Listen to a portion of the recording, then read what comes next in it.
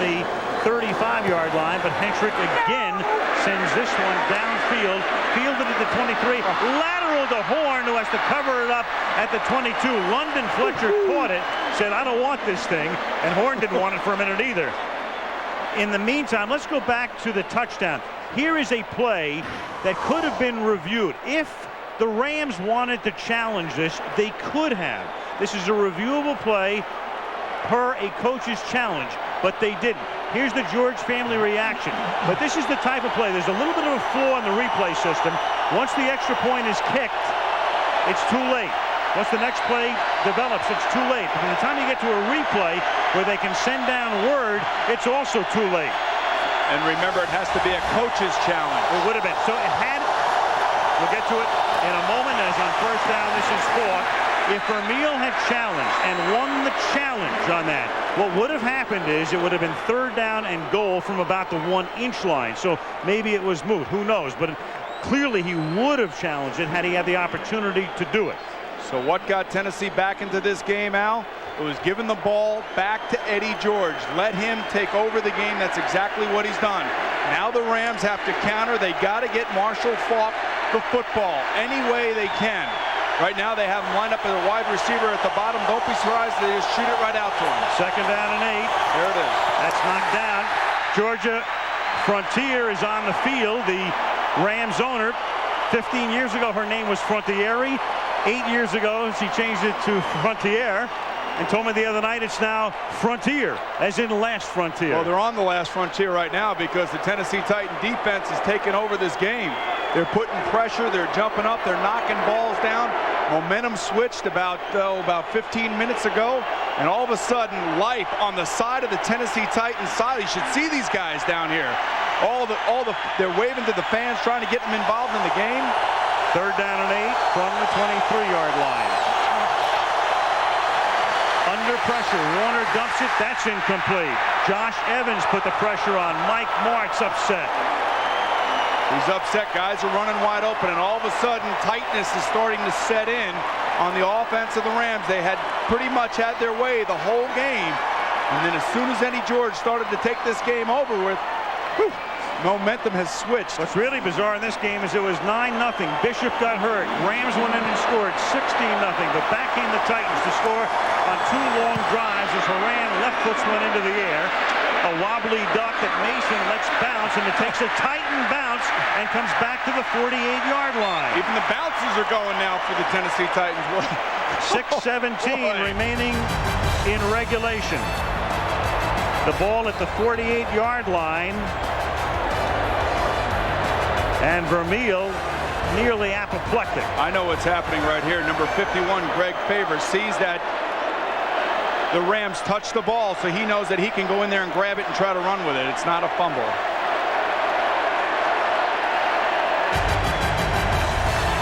.6:17 left in the 4th. My career is constantly on ice, and you know how it is at work. And they got me going around in circles over there. Well, it's getting late. Hey, what are you doing? Said I'd be the designated driver. Oh, but Wayne, I'm right around the corner. All right, it'll be a quick trip. Come on. Oh, Wayne, thanks, man. I appreciate that.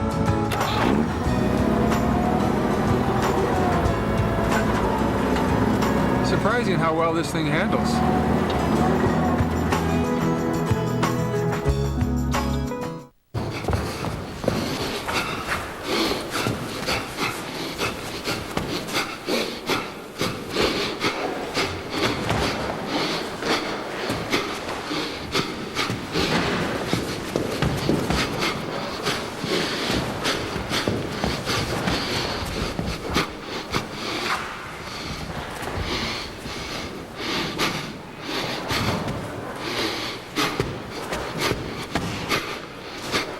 ABC Tonight, the firm goes to L.A. for the biggest murder trial of their lives. He is your best last chance. You are looking at the death penalty. An all-new Practice, ABC Tonight. What are we doing? Wednesdays on ABC. A hilarious month of surprises on the Drew Carey Show. All new, all month, every Wednesday, 9 Eastern, right here on ABC. Super Bowl 34 in Atlanta. Al Michaels, Boomer Esiason, Leslie Visser, Lynn Swan. There has never been an overtime game in a Super Bowl. Right now, there's a field goal difference. Titans have the ball at their own 47. They have one timeout left. They take over 1st and 10, down by 3 after 2 long drives resulted in 2 touchdowns. McNair looking to run. Gets out of the backfield. Turns nothing into plenty. Turns a loss into a 1st down. Got by London Fletcher first. Got by Ray Agnew second. Takes the ball to the 42. We talked about a little bit earlier, Al, about Steve McNair getting out and making guys miss. This is a read for a run or a pass. He's looking downfield, sees what he likes, so he wants to take off with it. And what a move on London Fletcher, and then also Agnew. And you could see who wants it more right now. It looks like the Tennessee Titans do. 1st and 10 at the 42-yard line. George for 7 to the 35. Purse. He might as well be in the game right now. As easy as the Rams were making it look in the first half, that's exactly what the Titans are doing now. No team has ever come a bigger deficit than the Redskins when they trailed Denver 10-0 in San Diego in January of '88. 42 to 10, they won the game back of Doug Williams. At one point in this game, it was 16 to 0 Rams. 2nd down and 3 from the 35-yard line. Eddie George can't cut it back.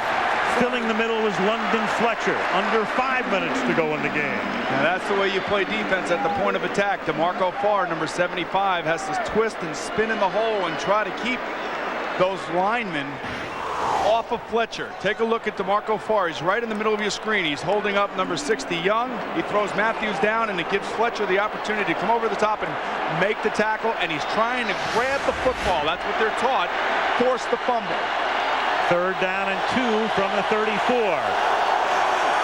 Not quite in field goal range just yet. Got him. Now they are, but it's a fumble, and yet it's recovered at the 28-yard line. It was caught and fumbled by Jackie Harris, and then Isaac Byrd is the man of the hour in Nashville. Everything starts with the play action in the backfield. Watch Harris just find the opening in the zone. Steve McNair knows where he's supposed to be, but Isaac Byrd, you have to fly to the football. Billy Jenkins, number 22, forced the fumble. 1st and 10 at the 28-yard line. George pounds to the 25-yard line. Tackled there by Mike Jones. Al Del Greco loosening up for what he hopes will be an extra point attempt, not a field goal. Now, one of the interesting things coming into this week, everybody talked about the St. Louis Rams and the tough games that they did not have to play during the season up until last week, and they weathered that storm. But the Tennessee Titans have had to beat Buffalo in a miraculous play. They've had to go into Indianapolis, and they've had to go into Jacksonville to win. They are battle tested, and they're showing the mettle right now. 2nd down and 7. George in motion. Vacant backfield here. McNair, good protection, slings it to the outside. Byrd makes the catch, but McLean is right there on top of him. Ooh, McLean got away with a hold. He actually grabbed the out, and you can see Byrd's jersey.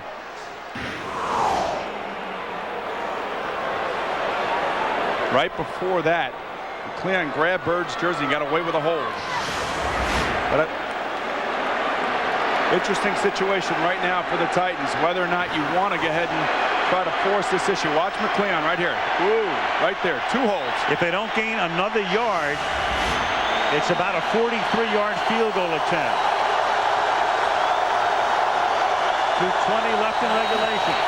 3rd down and 7. To the outside and incomplete. Good coverage on the play. Trying to get it out to Frank Wycheck, covered by Jones. And now Al Del Greco, who's been kicking for a long time, has been an Oiler/Titan for a long time, comes in to try to tie the game. Remember last week against the Indianapolis Colts, you would think that he was the MVP of the game because he was the one that saw Terrence Wilkins, the punt returner, step out of bounds and told Jeff Fisher to replay that play, and certainly it was correct. 43-yard attempt. Hentrick will put it down at the 33-yard line. Right down Broadway.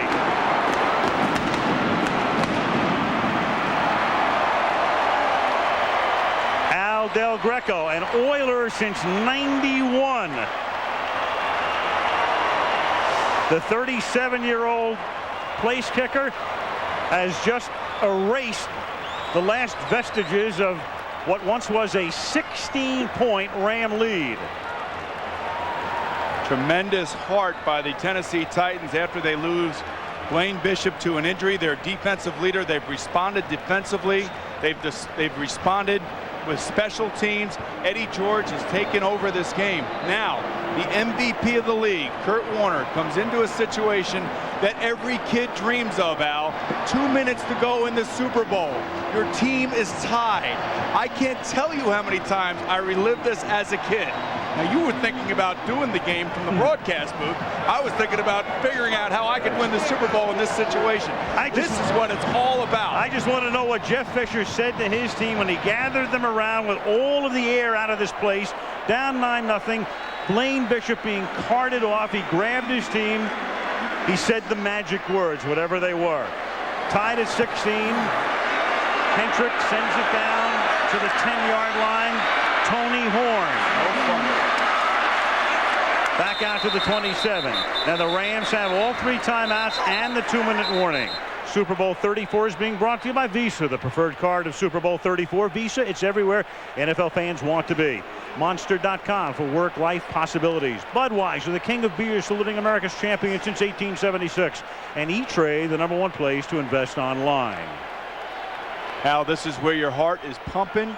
If you're Kurt Warner, you're thinking, I got to get my team in field goal range, but you have to do it in a calm, poised manner. Last 2 drives for the Rams, 3 and out. Huge first half for Warner. Less than a mediocre second half. Georgia Frontier. Heart pounding at the 27-yard line. Warner to throw. Going deep downfield, adjusting for it is Isaac Bruce.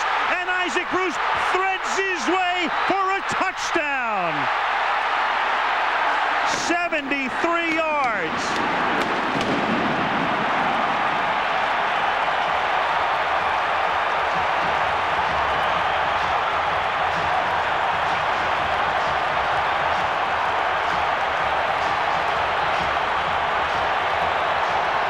Well, you couldn't have written a better script for the MVP of the league. He throws a beautiful pass in the face of pressure, and Isaac Bruce comes up with a huge play over Denard Walker. Gets inside him, goes through the maze. Now that movie continues. Kurt Warner's dream season once more gets one added chapter, but it's not over yet. No. The extra point by Wilkins is good. Warner has now thrown for a Super Bowl record 414 yards. And among other things, that took us to and through the 2-minute warning. 1:54 left. Titans will get the ball with 1 timeout, down by 7.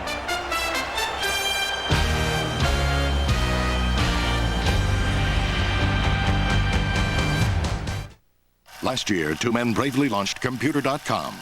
Computer.com sells and explains computer stuff. Take your pills! Computer.com is a great resource for scanners, printers, modems, blah, blah, blah. Computer.com taught Daddy how to download pictures. Oh, no, Billy! I said, guys, will people know Computer.com has to do with computers? Think about it. Computer.com. Computer stuff. Computer stuff explained. It's amazing. These new miracle drugs can save millions of lives. This is Phil Sokoloff. 3 out of 4 of those with heart disease, millions of you, are not taking enough of these miracle cholesterol-lowering drugs.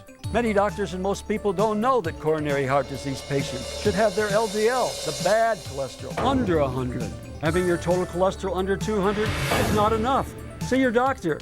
Watch for our full-page national newspaper ads coming soon.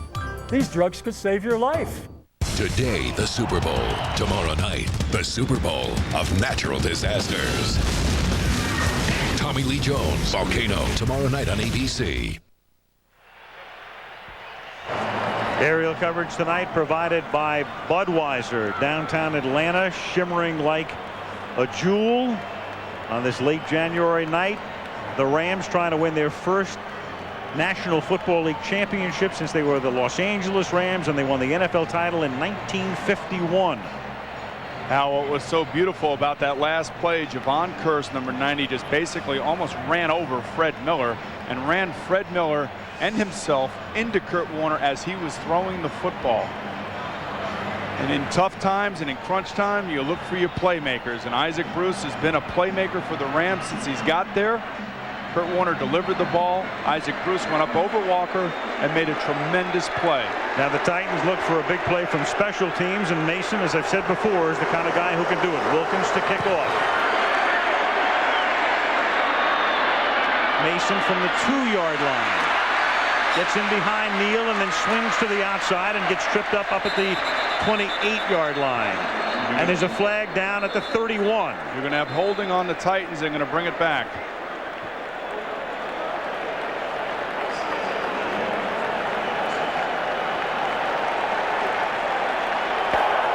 Holding on the receiving team during the return. 10-yard penalty. First down. All right, back again now to the play to Bruce. You could see Curse right there as he's delivering the football. That's just an athletic receiver going up and making the play. Again, remember, one-on-one in the Titans secondary, you're going to take your chances. And for the most part, in the second half, they've been able to handle it. But look at Curse. Look at the strength of him to be able to move Miller, who weighs 315 pounds. And there's Brenda Warner, and how happy is she? Whew. Now the Titans have to go 88 yards with one timeout, 148. There's a look at Georgia, Frontier, new name Frontier, taking the name of her 7th husband after inheriting the team from her 6th husband. Here's McNair. Throwing upfield, caught. Derek Mason across the 20 to the 21-yard line. You just got to keep moving as quickly as you can. Steve McNair will now bark out the signals and all the plays to his teammates. He'll be back in the shotgun. This is a dangerous spot also for him to run with the football. 2nd and 1 from the 21. McNair to the outside, trying to get out of bounds, and doing so up at the 28-yard line is Wycheck. That's a first down. Smart player, Wycheck. He knows that he's by the sideline. He also knows that he wants to get the first down. He breaks a tackle and gets as much as he can, and then gets out of bounds and stops the clock. This is the play that they ran earlier. Mike Jones trying to cover him, and he can't stay with the tight end. But they tried to run that one earlier, and he misfired on it. From the 28. 80 seconds to go in regulation. 5-man rush. Incomplete. Diving for it was Dyson up at the 41. He knows that he has Dyson outside one-on-one. If he could just deliver an accurate ball, it's a first down, and they're moving the chains. All of a sudden now, it seems like the crowd has really kind of gotten quiet here, wondering what's going on. Been a pretty breathless 4th quarter. 2nd down and 10. They have to come up for air. From the 27-yard line, McNair surveying. There he goes. Rolling.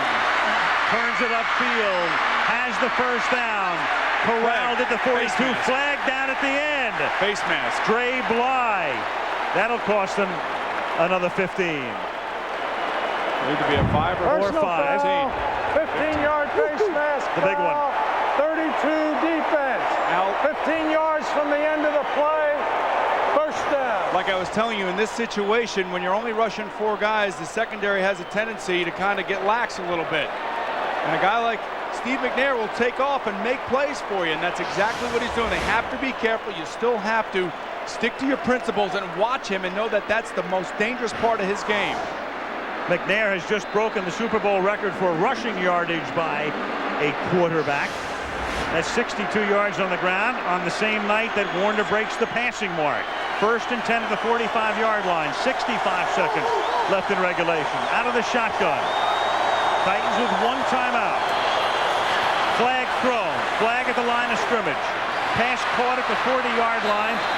It is Frank Wycheck for a momentary gain of 8, pending the call. They'll refuse the penalty. It'll be on the defense, or they would have stopped the play. They'll stop the clock and gain 7 yards. Charlie Clemens Offside. may have been offside. Number 56, yes. Defense. 5-yard penalty. First down. See, this is the interesting thing now, Al. You gain 7 yards with the completion, but you keep the down if you accept the penalty, and you lose 2 yards. And right now, the down probably is more important than the yardages because you need a touchdown, and you need the downs to get it.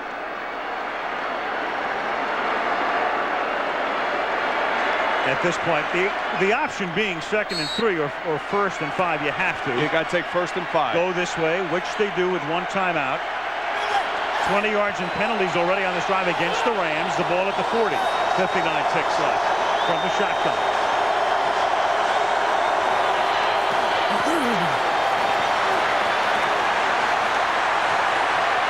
Turns it upfield again. Seeks the sideline. Out of bounds at the 38, gain of 2. That took 10 seconds off the clock. Playing against a guy like Steve McNair used to just drive defenses crazy, and they're so dangerous because you never know what they're going to do in these types of situations, whether it be running with the ball or because of his arm that is so strong. And there is Mike Martz, the offensive coordinator of the Rams, has nothing to do. He has the ability to just whip it in there, and he's not afraid to do that if he gets the opportunity. 2nd and 3 from the 38. And the Rams have chosen to prevent, play soft. Rushing 4 over the middle. The open man. They find Kevin Dyson. He's to the 32. That's a first down. McNair wants to get him up to the line of scrimmage. Probably going to spike it right here. Spike it right here. Stopping the clock. 31 seconds. I would have taken a timeout there, Al. I would have saved the 10 seconds. They have 1 timeout left. Yes, I would have taken a timeout. Had 42 seconds to go. Boy, I keep it in my back pocket just for insurance. Yeah, here. but the thing about it is that the time is what you need right now. And if you could gain 10 seconds by calling timeout, then later on in the series you can go ahead and spike it. I would have used the timeout and saved the time. Well, by saving the timeout, at least he can work the middle of the field with some confidence right now because they will be able to stop the clock. 2nd down and 10 at the 32-yard line.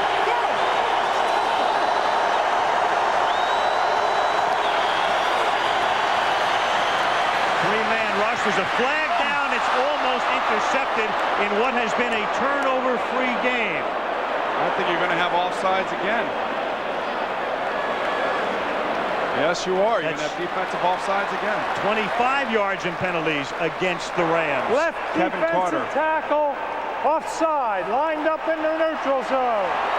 5-yard penalty, 2nd down. I think he meant defensive end. To me, it looked like Kevin Carter was lined up offside.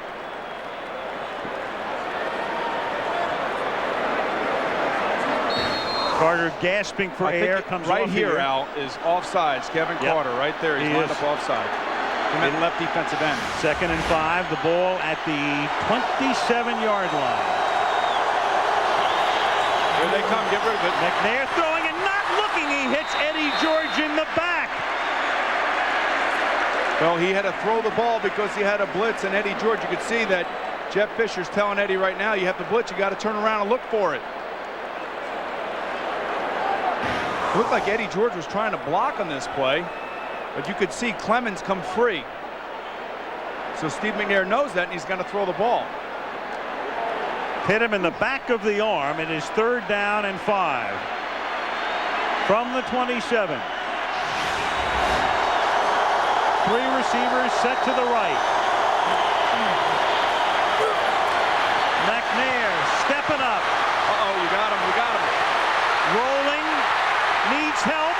Stays on his feet somehow. Throws. 11-yard line. It's caught. First down. They saved their timeout. They have it here. They stop the clock. Kevin Dyson made the catch. And what they did by saving that timeout was exactly for a situation like this. Way to go, Al. They know what they were doing. So 5 seconds left in regulation. Probably one play, barring a penalty, and it comes down to this. Seconds, thank you. 12 seconds are going to put back. I think sound like they're going to put some more time on the clock. He asked, did McElwee for a couple of more seconds to be put back. Now that is their last. Tennessee taking its final timeout.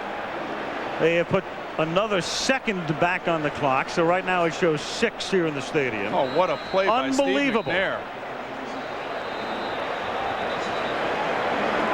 Now, I don't know how much more you could say about Steve McNair's performance in the second half, Eddie George's performance in the second half, Kurt Warner stepping up and making the big throw. These guys all came to play. We knew that it was going to be competitive. Now, where do they go with the football? It's got to be in the end zone. One play. The other thing here, too, is don't forget Steve McNair has the ability to run it, and he might just decide to do it. If he has to. They look a little confused right here. Not a good thing. After the timeout, from the 10, probably the final play of the game in regulation. It is caught by Dyson. Can he get in? No, he cannot. Mike Jones made the tackle. And the Rams have won the Super Bowl. Goal line. The game is over. The game is over. Now every Super Bowl should have an ending such as this. Down on the 1-yard line, a terrific play call, trying to give Dyson an opportunity to break a tackle. Mike Jones, the linebacker. You don't hear a lot about him. He is the guy that is able to take Dyson down before he can get to the goal line. And that's why you're seeing this scene in celebration of the St. Louis Rams winning the National Football League championship.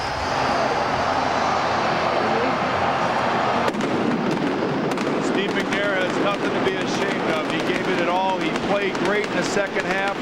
I can empathize with him, Al, because it was the game that we lost in the end. The further you go in the playoffs, the deeper the cuts, the deeper the wounds, the greater the hurt. And that's exactly the way Steve McNair is feeling. And how about this guy, Dick Vermeil? He was the poster boy for coaches burnout. DeMarco Farr was an old LA Ram, one of 5 who came from Southern California to St. Louis. And this most improbable of NFL seasons ends with the Rams, a team that hadn't had a winning year since '89, a team that was 4-12 last year, a team that lost their multi-million-dollar free agent quarterback in preseason, winning the Super Bowl by a yard. Many people will wonder, why didn't they throw the football into the end zone? Well, the end zone is defended by about 7 defensive backs. You try to throw it underneath and hope one of your athletes makes a play. If this is a defensive back trying to make this tackle, Dyson doesn't go down quite as quickly. Mike Jones deserves an awful lot of credit for being right there on the spot. There was a movie called The Longest Yard. There is your sequel. A well-designed play, a play that's designed to make first downs from just about that distance. And Mike Jones makes a sure-handed tackle. It comes down to one player making a play, and Mike Jones did that. They went 87 yards when they needed 88, and Dick Vermeil, Warner, and Brenda Warner, and that unbelievable story ends like this. Yes. And it couldn't happen to a better guy. This guy here, Kurt Warner, is a guy that is so humble. He's got his stuff together. He knows exactly what he's doing. He just completed, in my estimation, the greatest season, or one of, if not the, maybe the second greatest season ever of a quarterback, and he might be able to cap it off with the Super Bowl MVP trophy. 25 for 45, 414 yards, and 2 touchdowns and no interceptions. For Carol Vermeil, a very happy 44th wedding anniversary. Georgia Frontier inherited the team from her 6th husband, Carol Rosenblum, kept the name of her 7th. She wins the Super Bowl. She'll be going to the podium along with Vermeil, team president John Shaw, Kurt Warner, and the rest. The St. Louis Rams are the Super Bowl champions. How does that sound? Unbelievable.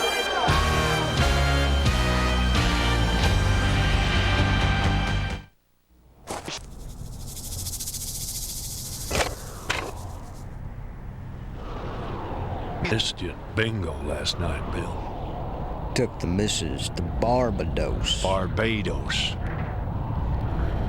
That new palm tree out back did get me curious. It grows coconuts. Hawaii's got coconuts! Maui! Just get up and go with lastminutetravel.com, the marketplace of just released offers. To be the best takes strength, speed, endurance. The best way to cure athlete's foot has it all. Lamisil AT. Strength. Full prescription strength to stop the itching and burning. Speed. These take 4 weeks of treatment to kill the fungus. Only Lamisil AT cures athlete's foot with just 1 week's use. Endurance. A study showed most users were still athlete's foot free 3 whole months later. Get it all in Lamisil AT. The best way to cure athlete's foot. It's tough to put your finger on it. That's something that powers some to get anything done. But when somebody's got this kind of drive, you'll know. Just look at their truck. Welcome to Ford Country, land of the Indestructibles and home of the F-Series. When you're built Ford tough, you're out to take on anything. Just bring it on. What if your car knew you, anticipated your needs, and then reacted to meet them? What if it could adjust to how long your legs are? What if it could help protect you in an accident with sensors that know where your seat's positioned and the severity of the crash, so the front airbags can react to you? It's time to stop wondering what if. Introducing the new 2000 Ford Taurus with the advanced personal safety system. Okay. Super Bowl 34, brought to you by Budweiser, who thanks you for choosing a designated driver. We all make a difference. MicroStrategy, the power of intelligent e-business. And WebMD, the healthcare destination for you and your doctor. Our crew headed by our producer Ken Wolf, director Craig Janoff, taking us right down to the end of a fabulous finish. At one point, 16-0 Rams. Then the Titans come from behind to tie it. Then Bruce, who began postseason play by making that catch against Minnesota to get the Rams off and running against the Vikings, bookends it by making the catch here at the end of the game. And then the Titans wind up on the Ram 1-yard line when it's all over. It's a tremendous football game, Al. I mean, all the stars deserve credit. They all came to play. Eddie George, Isaac Bruce, Warner, and McNair. We'll be back for the Lincoln Ellis postgame show following this message and a word from our ABC station. From Atlanta, the Rams 23 and the Titans 16. Relax now. It's all ours. For the 2G. For the 2G. It's all ours. All ours.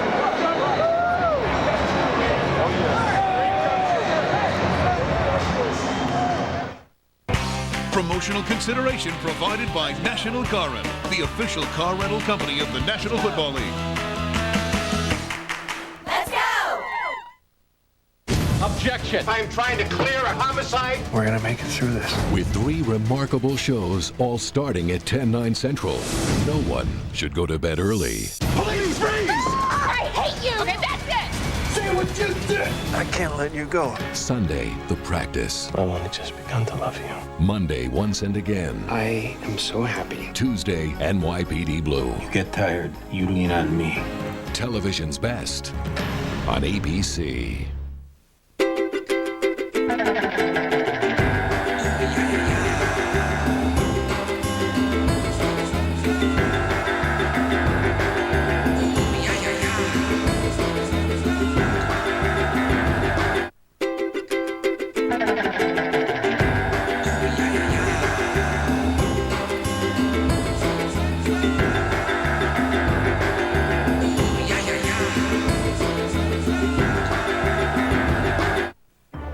The 300 Secret.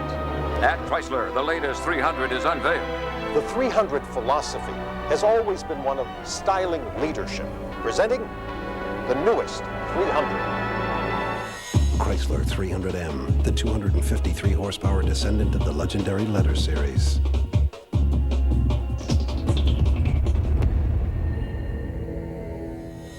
Apply now and get 0.9% APR for 60 months. During human reproduction, the male approaches the female in a heightened state of We're Roxy.com. We're the guys who used to hang out in the AV room. Now we've got a website that recommends and sells electronics. We'll talk to you online or on the phone and help you buy all sorts of things electronic. During human reproduction, the male approaches the female in a heightened state of excitement. Roxy.com. Electronics without the static. Reversing the effects of Alzheimer's. The medical breakthrough Thursday at 11. ABC's coverage of Super Bowl 34 continues with the Lincoln LS postgame report. Wow. Chris Berman along with Steve Young, and welcome back to the Georgia Dome. And we almost saw the greatest comeback in Super Bowl history. Instead, the greatest passing performance in Super Bowl history. But Ram fans in both cities remember the last championship, 1951. Tie game, 3 minutes to go, 73-yard bomb, Norm Van Brocklin to Tom Fears, LA 24, Cleveland 17. Here, tie game, 16-all, 73-yard bomb by Warner to Isaac Bruce to win it. Deja vu, a half century over again, and they win it on a chuck. It was unbelievable. I mean, Kurt Warner in the last quarter of the game, a minute 50 left in the game. He throws one up on the sideline. It looks like it could be up for grabs. Andre Bruce comes back, makes the big score. You think about it, starts out as a backup quarterback, NFL MVP, Super Bowl MVP, Pro Bowl starter. There is 49 touchdowns in 1 year. Kurt Warner, to me, I don't even know what to say about it. I'm baffled. I'm not baffled. I've watched every bit of it, but it's just unbelievable how he's finished the Super Bowl after everything else. I really am kind of speechless about it. How can you top this? He just did. And what a magnificent way to ring in the new millennium of Super Bowls. Let's go down now to the podium for the festivities with our colleague, Mike Tirico. Michael. Chris, thank you. Ladies and gentlemen, time to present the Lombardi Trophy to the Super Bowl champions, St. Louis Rams. My pleasure to introduce the Commissioner of the National Football League, Mr. Paul Tagliabue. Georgia, congratulations to you, to Dick Vermeil, to the entire Rams organization on winning Super Bowl 34. The whole world saw an extraordinary football game between great players on both sides. Kurt Warner, Isaac Bruce, all of the Rams players, Steve McNair, Eddie George, and all of the Titans players played an incredible football game. And please take this Lombardi Trophy home to St. Louis. Share it with your great fans there and around the nation.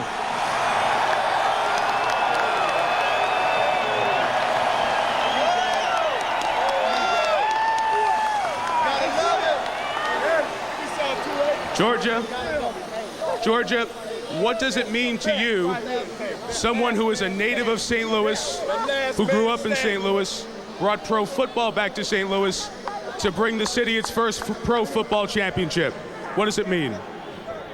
I'm so thrilled. I'm thrilled for St. Louis. I'm thrilled for the Rams. And it proves that we did the right thing in going to St. Louis. This trophy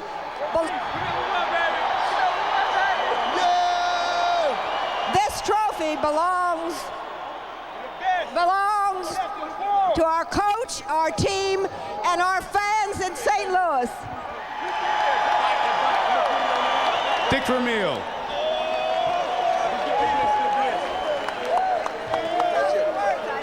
Dick, how can you describe your emotions after waiting so long to get back to this game, having the 16-0 lead, watching it evaporate, and then watching a touchdown in the final 2 minutes to bring you your first Super Bowl trophy? Well, you know I'm an emotional guy, but right now, I feel so good and so proud of this football team and this organization to be able to bring this home to the city of St. Louis. They're a wonderful city full of wonderful people. Our organization appreciates them. I know they appreciate us a little bit more right now, and this is coming home to St. Louis. It's coming home to St. Louis. I'd like to thank my coaching staff. We all know players win games, but I'll tell you, My coaching staff did an outstanding job of getting them here, and the players got it done. I salute the Titans, the Tennessee organization, and Jeff Fisher and his staff. They made it a world championship game, the caliber game it ought to be, and we feel very fortunate to be going home with this trophy. One quick question, Dick. When you stepped away, you wanted to come back, you had that fire still burning, 9 wins in 2 years. It was so low. Did you ever think you'd get to this moment? I felt we would.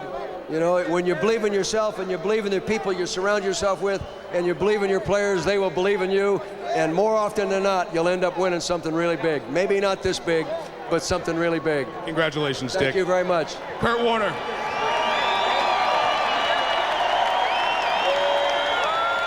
First things first, the touchdown pass to Isaac Bruce. Momentum had changed. Did you say anything before you guys went out for that play? Well, first things first, I got to give the praise and glory to my Lord and Savior up above. Thank you, Jesus. And then about that play, we had called the play earlier, and they came back and told me Isaac had beat him earlier, so we knew we needed a big play. Isaac's our go-to guy, and he came up with the big play for us. In addition to this trophy, you'll also get the trophy as the Super Bowl MVP. 5 years ago, you were stocking supermarket shelves in Iowa. Now you're a Super Bowl champion, an NFL MVP, a Super Bowl MVP. What message does it send to people who always have the dream but don't have the guts and the courage to follow on it? Well, I'll tell you what, you know, I always believed in myself, and I got a whole bunch of people here that believed in me. And as long as I had those guys, I was going to give them everything I had. And it's because of these guys and the confidence they had in me that I'm standing up here today. And I thank all the players, all the coaches, my family, everybody for believing in me. And we're world champions. How about them Rams? Congratulations, Kurt. Thank you very much. We go back to Chris Berman. Chris? All right, Michael, thank you very much. And we'll turn on a phrase that you just said. Supermarket shelves to Super Bowl champs. 4-12 to Super Bowl champs. If this is America in the 21st century, it reminds me of America at the beginning of the 20th century. Let's bring it on. It must be a new millennium. That's the only thing to say. We'll be back with more in Atlanta in a moment.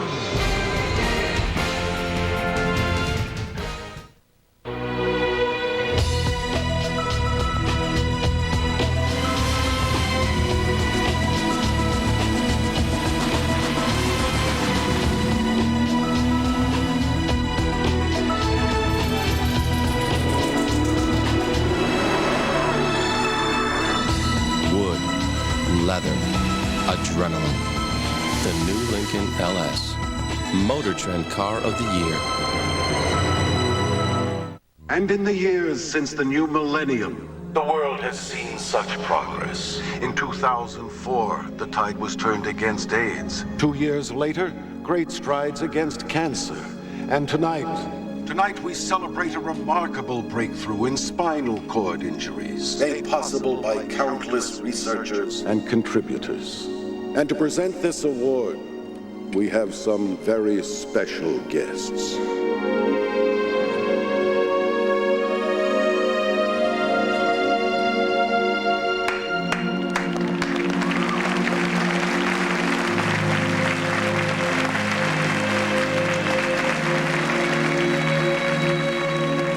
In the future, so many amazing things will happen in the world. What amazing things can you make happen?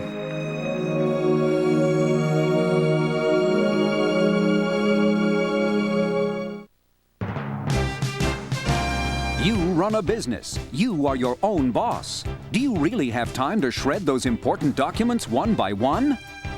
No. That's right. Kill 2 birds with 1 stone. Good work. You've executed 2 tasks in half the time. Here's another time-saving tip. Get eStamp Internet postage and buy and print postage whenever you want. That's eStamp-tastic. The Publishers Clearinghouse Prize patrols outside Abilene, Texas for our new $21 million winner. Are you Ginny Jackson? Ginny, come here. Come here. You've just won $21 million in the Publishers Clearinghouse sweepstakes. You're kidding me. It's Super Bowl Sunday.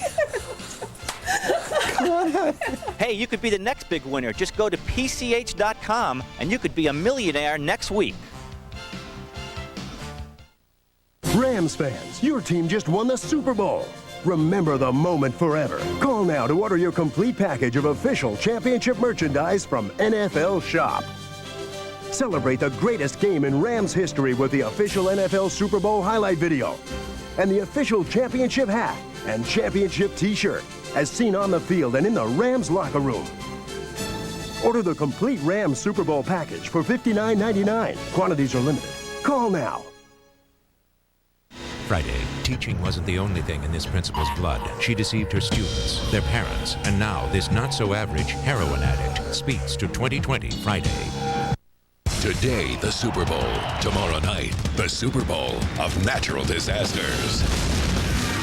Tommy Lee Jones, Volcano, tomorrow night on ABC. ABC Sports exclusive coverage of Super Bowl 34, brought to you by the Lincoln LS, Motor Trend Car of the Year. Nuveen Investments, your financial advisor can help you leave your mark. And EDS, managing the complexities of e-business. EDS, solve. Welcome back to Atlanta as the Rams hold off the Titans 23-16. The Tennessee Titans came from 16 back to tie it, but in the end were 1 yard short on a pass thrown by Steve McNair, who's now down with our Lynn Swan. Swanee? Thank you much. Steve, strong ball game, 16 points down. You guys came back in the second half. What was the mindset in the second half that allowed you to really get back into this ball game? Well, the first half is, we moved the ball pretty well on them. We did some things that made us, not execute, from the 30 on in, on their end of the field. But, we did things that messed us up. We stopped our drive. We had penalties. And, we had some things that, we just didn't execute as well as we did. And we knew that in the second half we had to come out and execute. And we came out and made our mind up, not to make those mistakes and not to put ourselves in a bind. Gain positive yards on first and second down, second down, and just keep our third down to the minimum. We did that, and we moved the ball in the second half well. We put ourselves in a position to win in the end, but, you got two good teams out there. Somebody got to lose, and, and my hat's off to the Rams. They did an excellent job. I know there were probably a lot of people that looked at your football team on that last drive if they scored to go up 23, and they thought it was all over. What was your mindset taking the team down the field on that last drive? We've been doing this off and on during the whole year, and we knew that we had an opportunity to go down and score with, we said on the sideline when they scored, the only fault that they did, they left too much time on the clock. Unfortunately, we got down there and we just fell short. We knew that we can move the ball, only just a matter of me not trying to force the ball, make some plays, with my legs and arms and try to get us in a position to even tie it or either win it. But, like I said, we just came up short. Steve, you're a class act. You're a great champion. Thank you very much for stopping here and spending the time. Thank you. Chris? All right, Swanee and Steve McNair, thank you. Super Bowl record for rushing the quarterback with 64 yards. How about Tennessee staying the course, down 16-0, staying with their game plan, and almost won it for him, Steve? Actually, Tennessee did everything that we talked about. Eddie George, Steve McNair moving the pocket, little screen pass, wide check a little bit here and there. They did all the things except they didn't get the turnovers that I think it would have made a difference in this game. They hung tough. They showed some great class coming back from 16-0. I thought the game was, when they scored that touchdown to go 16-0, I really felt like the momentum when really everything was going to go away from them. They fought back, and really that last highlight, stretched out, trying for the goal line. How poignant is that, thinking about how close you get to a Super Bowl championship? It's an arm's length. I don't think I will ever forget standing there and watching that. The Music City Miracle, they come back and they're down at the half at Jacksonville. They're down 60-0 in the Super Bowl and 1 yard short. But the Rams are the winners, and the man that ran and caught his way into the record books, Marshall Faulk, is with our Leslie Visser. Leslie. Well, the St. Louis Rams went by way of Cleveland and Los Angeles. Marshall Faulk came by way of Indianapolis. What does this mean to you, Marshall? Oh, this is a dream come true. This feels so good. I mean, I'm numb right now. What was it like at first? You just couldn't get in the red zone? You struggled so much? They have a nice game plan down in the red zone. We were trying to get the ball in there. They played us tough. We took our field goals, and, we knew eventually we would get in there. After all you've been through, was that the most nerve-wracking final 2 minutes? You know what? It's great. This is what Super Bowls are made of. I've seen some games where guys have been blown out and games haven't been fun. But, you got to, on television, the crowd here, they got a great football game today. Does it feel like you've imagined all these years? Oh, my God. it's better than what I even thought it would ever be. Well, it was a fantastic finish. Congratulations, Marshall. Back to you guys. All right, Leslie and Marshall, thank you. Only the second Super Bowl ever played without a turnover by either team. The other one was the Giants-Bills 20-19 game. Another memorable game. Aerials provided by Budweiser. Budweiser thanks you for choosing a designated driver. We all make a difference.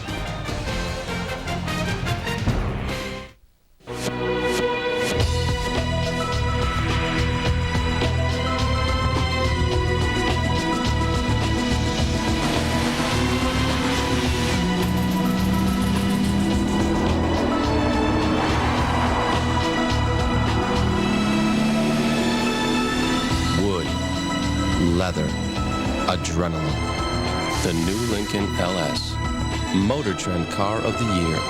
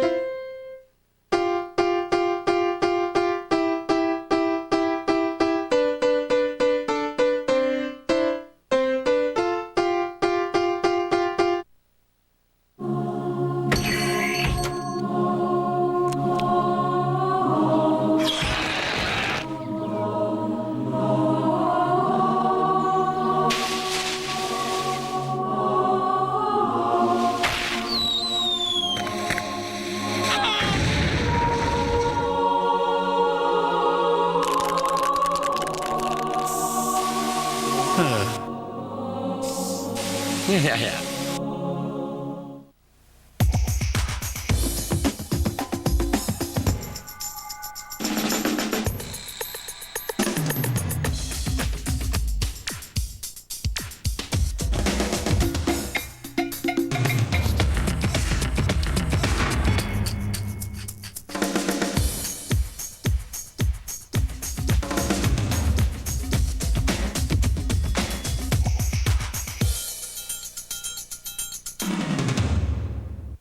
I thought this show was going to be a big hit for us. Yeah, but the Dunkin' Donuts omelet was getting all the attention. Grandma's party. Wait, they're not stopping. Hi, meet Miss Cornflake. What is an omelet? Some new omelet breakfast sandwich. We got a problem.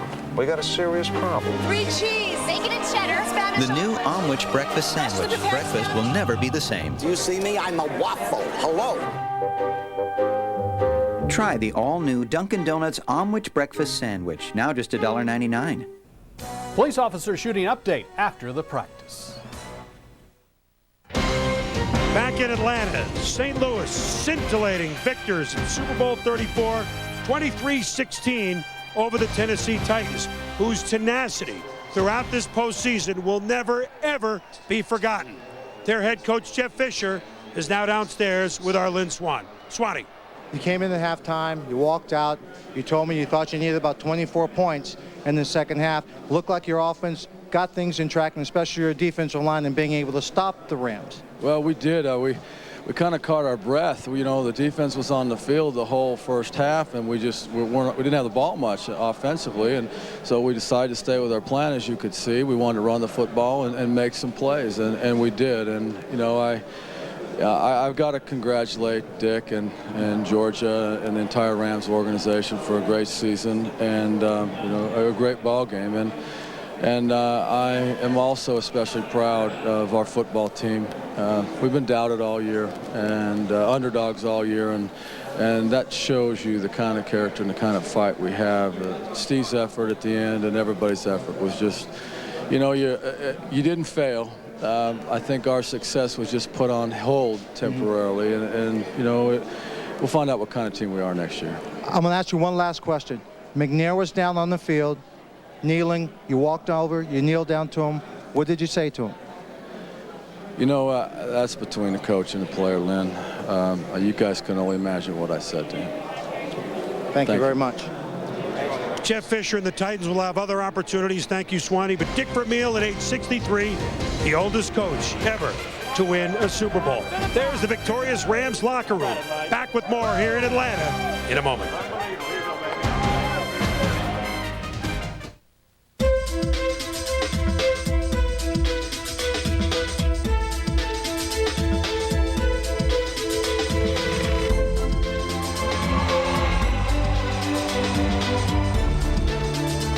3 contenders, 3 continents, 1 winner. The new Lincoln LS. Motor Trend Car of the Year.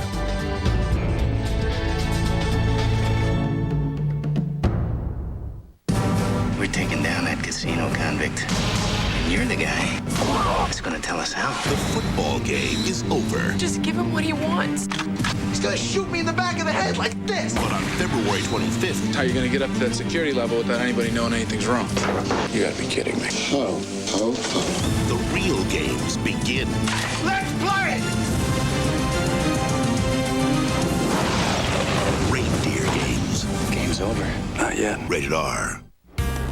Duncan, just ask. We're really lost this time. Come on, I read the map.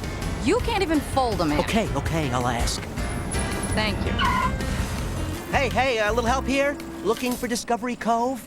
You do have reservations, don't you? I think they'll let us in.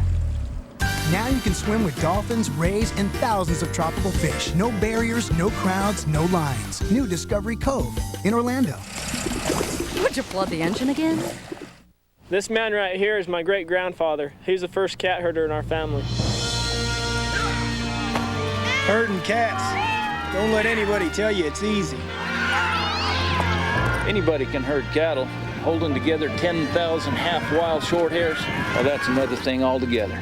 Being a cat herder is probably about the toughest thing I think I've ever done.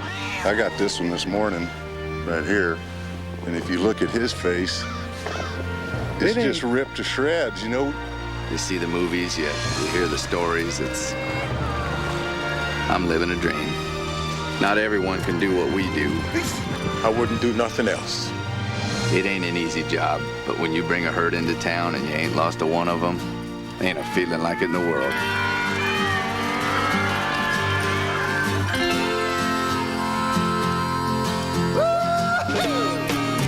EDS, managing the complexities of e-business. ABC Next on an all-new Practice. I didn't even know that woman. They found her body in your car. The firm goes to L.A. That's how she used to look. for the toughest murder trial of their lives. This is dark. It's sexual. It's the biggest day of television. He is your best last chance. You are looking at the death penalty. An all-new Practice. ABC Next. ABC Sports exclusive coverage of Super Bowl 34. Brought to you by the Lincoln LS Motor.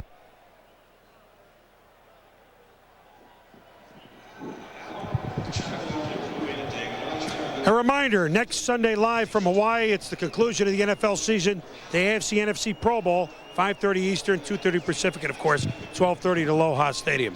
Steve Young for the 3rd straight years. The Broncos the last 2 years. The Rams this year. The last undefeated team in the regular season is the last team standing at the end.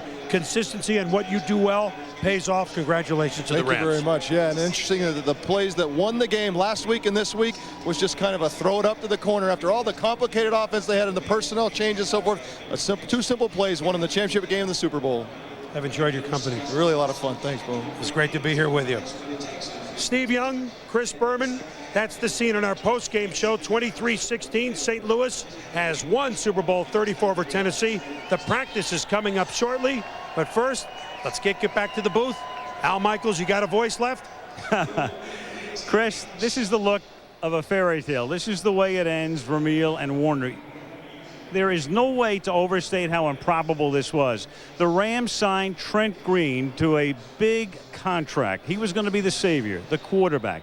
He was hurt in a preseason game on the night of August 28th. That night, Georgia Frontier was at her Los Angeles home. She wasn't in St. Louis. The team president, John Shaw, was at his Los Angeles home watching the game on a satellite dish. They were supposed to have dinner later that night. The Green injury takes place. Shaw calls Frontier, says, Georgia, I just can't come. I'm sick. Georgia says, John, you have to come. They go to a restaurant. 10 minutes in, Shaw almost has his head in the soup. Frontier says to Shaw, come on, John, perk up. You know this guy Warner? He might be the next Johnny Unitas. Georgia believes in astrology. It must have been in the stars. How else do you explain that the Super Bowl champions are the St. Louis Rams? It ends tonight in Atlanta, 13-3 during the regular season, 3-0 in the playoffs. They win their first title in 48 years. over Tennessee 23-16. That's the story from Georgia. Al Michaels for our whole crew saying good night from Atlanta.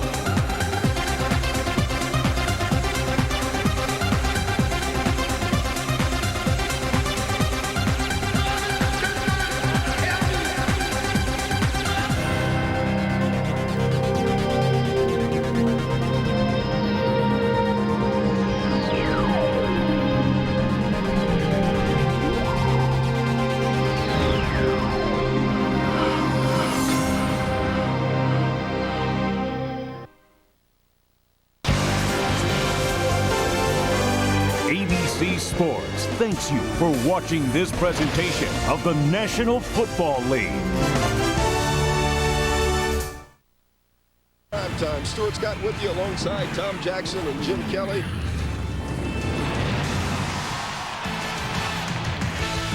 You are looking at a live shot of inside of the Georgia Dome. There's still people partying in the stands and partying on the field. Guys, you know, we hear a lot, well, this was the greatest Super Bowl game in history. 23-16, the final score, does not begin to tell what kind of game this was. Well, Stu, it certainly ranks up there. You're talking about a game that at halftime looked a little bit boring, but by the time we got to the finish, we knew it was a great game. And maybe, you know, I don't know the greatest game ever played in the Super Bowl, but certainly ranks right up there, Jim. Well, I've been in a few good games before. Not too many, but I'll tell you what, this one came down to both quarterbacks making the play. Kurt Warner, both quarterbacks on the other side of football. You have to look at McNair, what he was able to do running the football. Never give up attitude is what made me all pumped up down here watching the game. You know, we call it the Rams a Cinderella story, but both teams really, for the first time ever in the Super Bowl, two quarterbacks who played at small colleges went at each other, and they went at each other. Let's take a look at the highlight. Kurt Warner played his college ball at Northern Iowa. Steve McNair, Alcorn State. Rams' first play from scrimmage, almost deja vu from the NFC title game last week. Batted by Josh Evans. Fred Miller gets the catch. Miller can't get back to the line of scrimmage. Rams got into field goal range, but Mike Horan couldn't get the hold down. Jeff Fisher liked it. The Titans take over. On the Titans' first drive, Steve McNair, screen pass to Eddie George. E.G. was on it, 32 yards. Only the second completion over 15 yards in the postseason for the Titans. Titans get into field goal position. Al Del Greco, scratch golfer, but he misses. Wide left, 47 yards. Both teams had early chances, couldn't convert. And then the Rams take over. Kurt Warner vibing with his rookie, Torrey Holt out of North Carolina State, 32 yards. Next play, TJ, what happens here with Kurt? Well, look at the pocket presence of Kurt Warner. He steps up in front of the pressure, throws a dart to Marshall Faulk right there going down inside the 15-yard line. That set up a Wilkins field goal that he hit 3-0 Rams. Javon Curse on Titans D. Warner, a wide open Faulk down the sideline. Faulk only 5 receiving yards last week, 52 yards, and Ard Walker finally knocked him out. JK, what happened? Both linebackers sucked in on the inside, leaving Kurt Warner, the most explosive running back in the NFL, right there wide open. Wilkins missed the field goal wide right. 3 trips into the red zone. The first 3 times they had the ball, they only came away with 3 points. Warner, though, on a roll. Slant to the Pro Bowler, Isaac Bruce, the Reverend Bruce. Warner to Holt, first down. Warner, he completed 7 passes to 6 different receivers in the first quarter. Second 10 from the Titan 11. Warner to Holt. Blaine Bishop broke it up at the last second. TJ, Kurt was on fire throwing nearly every play in the first quarter. And still, just look at the accuracy of a couple of these throws to the sideline right there. He goes again.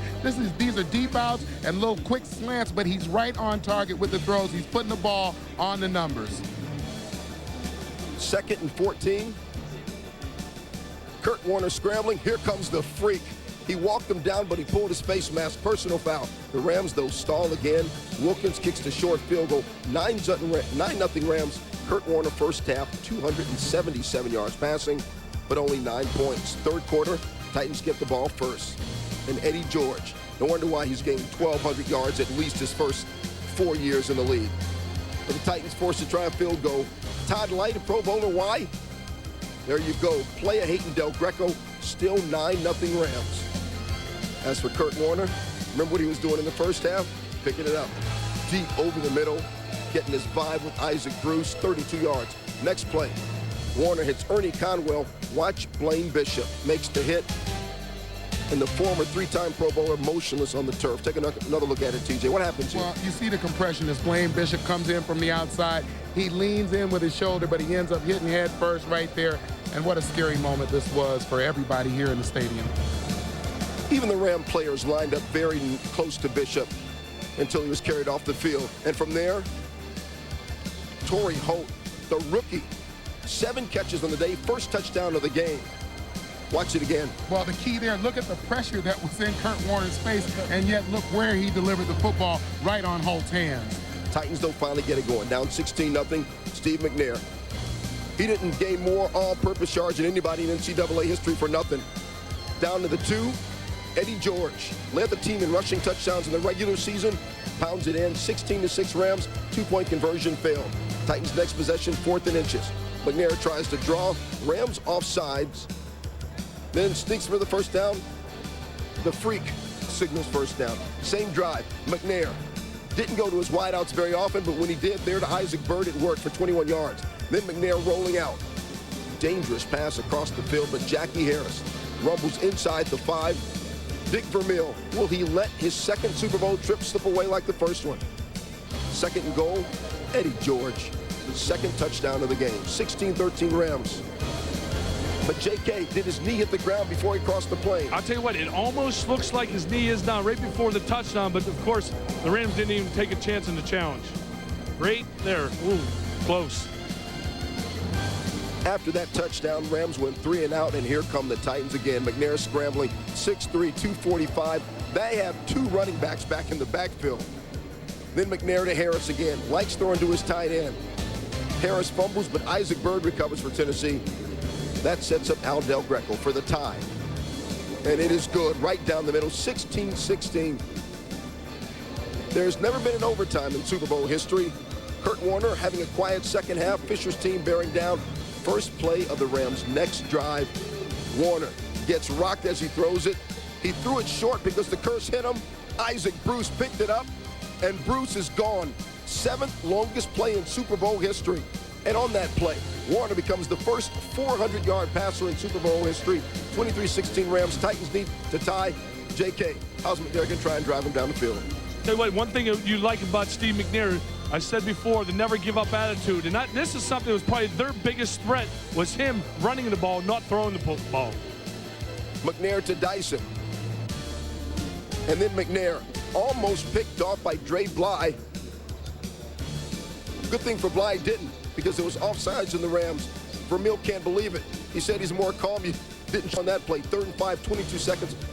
Watch this play. McNair starts to run, doesn't. You got 2 guys who weigh almost a combined 500 pounds. McNair throws both of them off and somehow finds Kevin Dyson down to the 10-yard line. TJ, how? Well, you just enjoy the athleticism. Look at McNair. He's great balance right there. Great strength pulling away from Kevin Carter in that group of 2 right there, and then throwing a dart down the football field. And I think people really underestimate, Stu, his arm strength. Hold your breath. 6 seconds left to play. Kevin Dyson stopped short. Time expires. Rams win. Dick Vermeil gets his first Super Bowl. The Rams franchise gets their first Super Bowl. Look at the last play. Dyson had the ball in the seam. Mike Jones brought him down short. TJ. In and out coverage here. Mike Jones had the inside receiver. Whoever he was did a great job of playing in front of the goal line. No good playing in the end zone. Great job, world champs, Rams. You saw the frustration of Steve McNair, the utter joy of Kurt Warner, and the Rams beat the Titans 23-16. Rams' first NFL championship since 1951. In this game, the Titans came back from a 16-0 deficit. Isaac Bruce, 8 catches, $162, including that game-winning touchdown. Torrey Holt, 7 grabs, 109 yards. Eddie George and Steve McNair, great games. McNair, 214 yards passing, 64 rushing, not enough. Kurt Warner completed passes to 9 different receivers which ties an NFL Super Bowl record. After the game, Marcellus and Wilcox caught up with a very emotional Isaac Bruce. You guys came out on offense slugging, very aggressive as opposed to the NFC Championship game. It's tied up 16-16. You guys go right up tight right away. What were the thoughts? Well, I told everyone before the season started that Mike Martz, he's the type of coach that he will go for your throat from the first to the fourth quarter. So we didn't want to sit on the top. We didn't want to go into overtime. We wanted to win it in regulation. Talk about the tackle made by Mike Jones on that very last play. The offense just had to turn it over to the defense and let them win it for a change. Hey, again, they've done the same thing. That defense has been playing great all week. I've never been a defensive player, but that was the best defensive player I've ever seen. Isaac Bruce, home run hitter in the big game. Let's send it back to you. Thanks, Sal. It was a season of parity. 4 teams won 13 games in the regular season. 2 of those teams ended up here. You cannot ask for a better Super Bowl or a better season.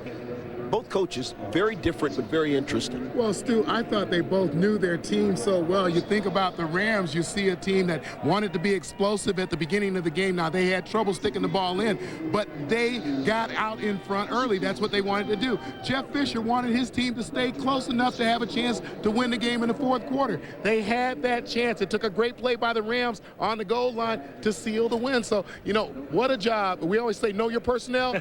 These two guys do. That's for sure. I mean, the Rams came into this game wanting to open it up. Kurt Warner told me earlier in the week that this is a game where we cannot afford to do what we did last week. Get a little bit behind and all of a sudden start pressing. Kurt Warner came in and did exactly what he wanted to do early in the football game. The big problem, though, inside the red area where the game is won and lost. First 0 for 12. His big touchdown, making it 1 for 13 inside the red area. But Tennessee, playing that physical style football, they came in here, did what they wanted to do. I'll tell you one thing, the fans, everybody in the whole world got their money's worth today. Yeah, Kurt Warner didn't have his best game of the season, even though he passed for 414. But you can say that good one. You can say it was his grittiest. It was his grittiest game. 414 yards, 6th best in postseason history. It was his 11th 300-yard game this year, including the playoffs in 1999. And when you sit on top of Joe Montana and the likes of John Elway and Doug Williams, I think that's saying a whole lot. Kurt Warner, the Super Bowl most valuable player. Inside the Numbers is brought to you by Visa, the official card of the NFL. Log on to ESPN.com for more Inside the Numbers. When NFL Primetime comes back, we'll hear more from the Super Bowl champions, break down how they did it, and hear from the losers. Although you really can't call the Titans losers in this one. We're back.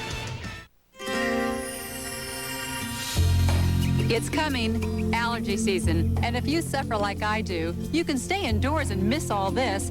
Or talk to your doctor about Claritin. Just 1 tablet brings 24 hours of non-drowsy relief from seasonal allergy symptoms. Claritin has a low occurrence of side effects such as headache, drowsiness, fatigue, and dry mouth. All were similar to sugar pill.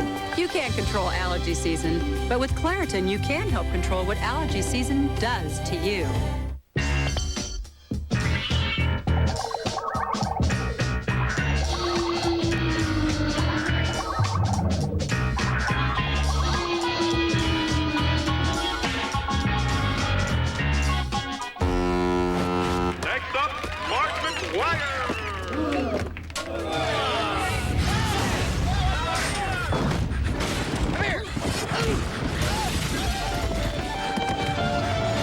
What's the need, man?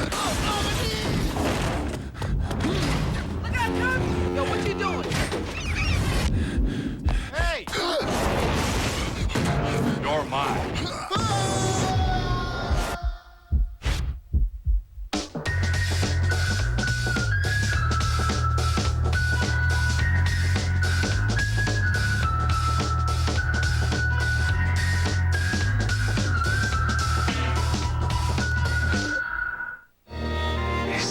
So, I had fun.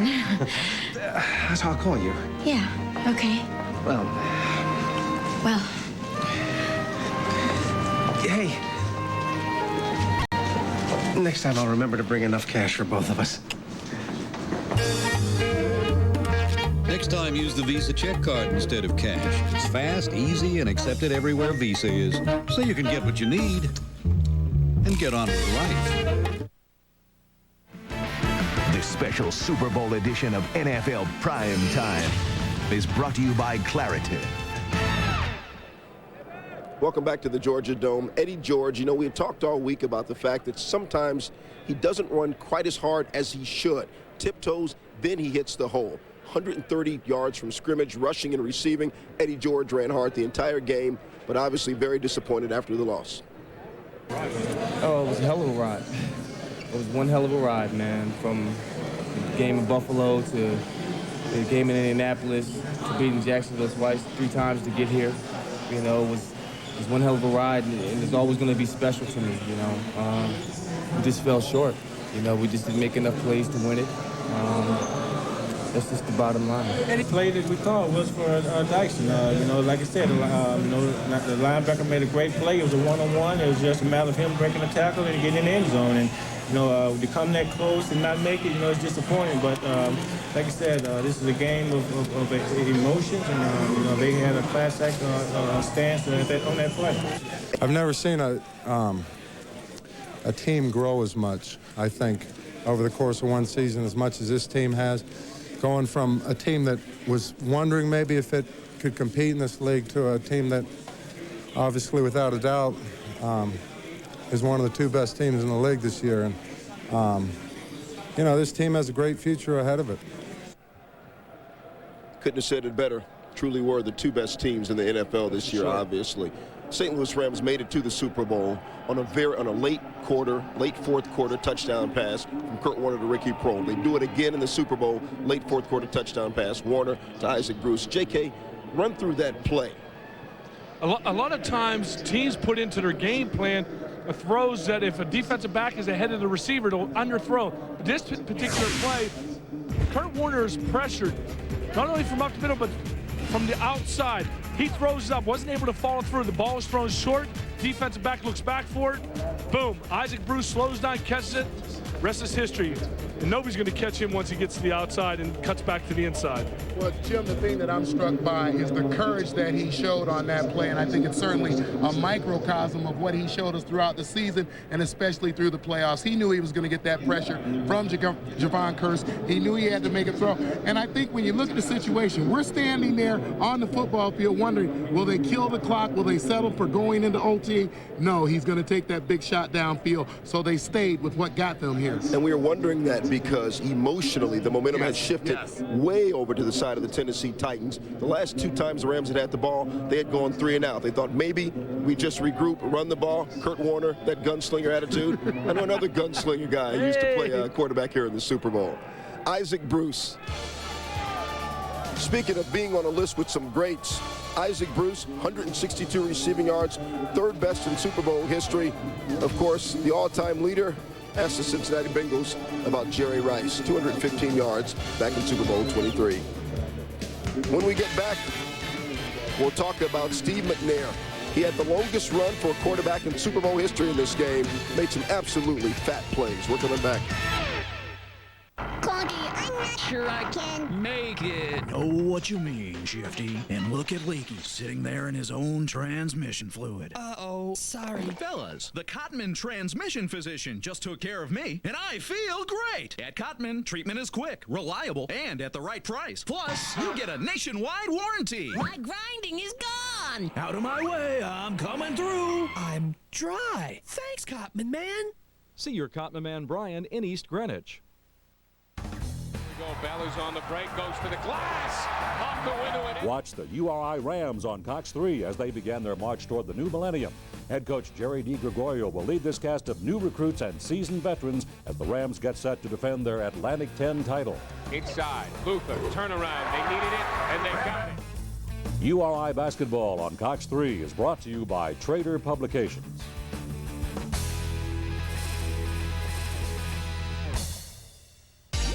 The 2000 ESPY Awards will honor the top plays and players of 1999 and also celebrate the greatest performers of the past decade. Check out SportsCenter every night for a preview of the ESPYs. Then hit ESPN.com for a full slate of the nominees.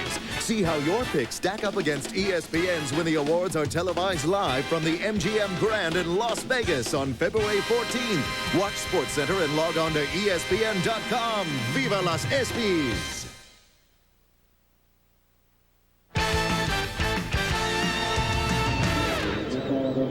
stat sheet says Steve McNair, 8 rushes, 64 yards. But, TJ, you were saying there's no way that you can defend against that. Well, I thought that the Rams did a pretty good job in the first half, and it was 2 distinctly different halves. If you watch Steve McNair in the first half of the football game, the Rams were able to contain him. They were able to keep him from making those big plays downfield. I thought they did a great job of bringing pressure up the middle and forcing him to do things like this, make throws on the move. You know, his athleticism scares you as a defense because, as you said, Stu, you can't account for it. A couple of throws off. When we got into the second half and he had to make plays, and this is maybe the best scrambling play or as good a scrambling play as I've ever seen by a quarterback in a game, he forced the DBs to give up on the play. He ended up with a play that ended up putting them down there where they had a chance at least to win the football game. And he's only going to get better. Oh, there's no doubt about him. He's still young. I mean, you look at some of the plays he made, almost remind me of Randall Cunningham and some of the things he was able to do. But I look at Steve McNair. Yeah, he was off early in the game, but what he's able to do running the football, at times I watched him go from his first to his second receiver. But more importantly, once his first guy was covered, he was able to make things happen in the second half that some of the other players will never be able to do.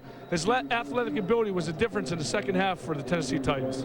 You guys remember the Music City Miracle? Frank White to Kevin Dyson. Yes, I remember. Kevin Dyson was the guy who caught that pass lateral, and then ran it down for the touchdown. Dyson almost had his second Music City Miracle, landed at the 1-yard line. He did, though, spend some time with our Susie Culber afterwards. Kevin, that final drive, you were so clutch. I mean, so close, but just not enough. And this is a sickening feeling. My whole life, I've never been close like that. I've always been the one to get it done, but, you know, building block for next year. Could you feel him right on you? Did you think you had it? I thought I had it. As soon as I caught it, I seen yellow. Thought I was in there. I didn't know where he came from. We worked on that play in practice, and it happened just like we wanted to. He made a great play. That last drive you were moving, did you think you had it? Everything was in rhythm. Man, we never doubted anyway. And any time we thought we was going down there and get it done. We've been getting it done all year long like that. And, you know, he made a great play, man. It just comes like that sometimes. Kevin, thanks. Let's go back to you. Kevin Dyson, 4 catches, 41 yards in the game. Both of you guys know what it feels like to lose a Super Bowl. Jim, you know what it feels like to lose a very, very close one on the last play that doesn't quite go the way that you want it to. What are the Titans feeling right now? Well, right now, they're very down, of course, as everybody would expect. But I'll tell you what, you look at what the Tennessee Titans are going to have to do. They're going to have to regroup and think of what it took to get to this point. The resiliency that they're going to have to show in the offseason is going to be the key, whether they continue and come back next year. I think this is a tougher loss for a team to take in a Super Bowl because they ended up so close to at least having a chance to win the game. And, you know, any appreciation that you have for losing a Super Bowl is gained way after tonight. You don't feel it tonight. Yeah, this is the 9th Super Bowl decided by 7 or fewer points, but the second one in the past 3 years. So people used to say that Super Bowls were one-sided affairs and very boring. Take that. When we come back, we will have more from the Georgia Dome and the celebration of the St. Louis Rams world champions. We're back. New experiences just have to be shared, and there's no better way than dialing 10-10-321. I took to it like a duck to water. With 10-10-321, it's just 8 cents a minute on calls over 10 minutes, day or night, with no monthly fee. It was so much fun, I couldn't stop. And at 8 cents a minute, you can keep on talking. In no time, I was whipping around that record. Talk as long as you want with 10-10-321. Well, I live out here on a little old farm, and we have a few cows. I got a pickup, 2 tractors, lawnmower, and a little old boat. Got Everstart batteries in every one of them, except my cow. One in that old pickup's been in there over 4 years. Starts right up every morning. Everstart, all the cold cranking power you'll ever need. Don't matter if it's 100 degrees or 0 outside. Starts every time. Everstart, the name says it all. My advice is to go to Walmart and get you an Everstart. Get on down the road. We were driven to bring back the cup, and we had the support of the people back home. But we were not back home. Must follow. We're headed for the rocks! It's the sirens! Cover your ears, sailor!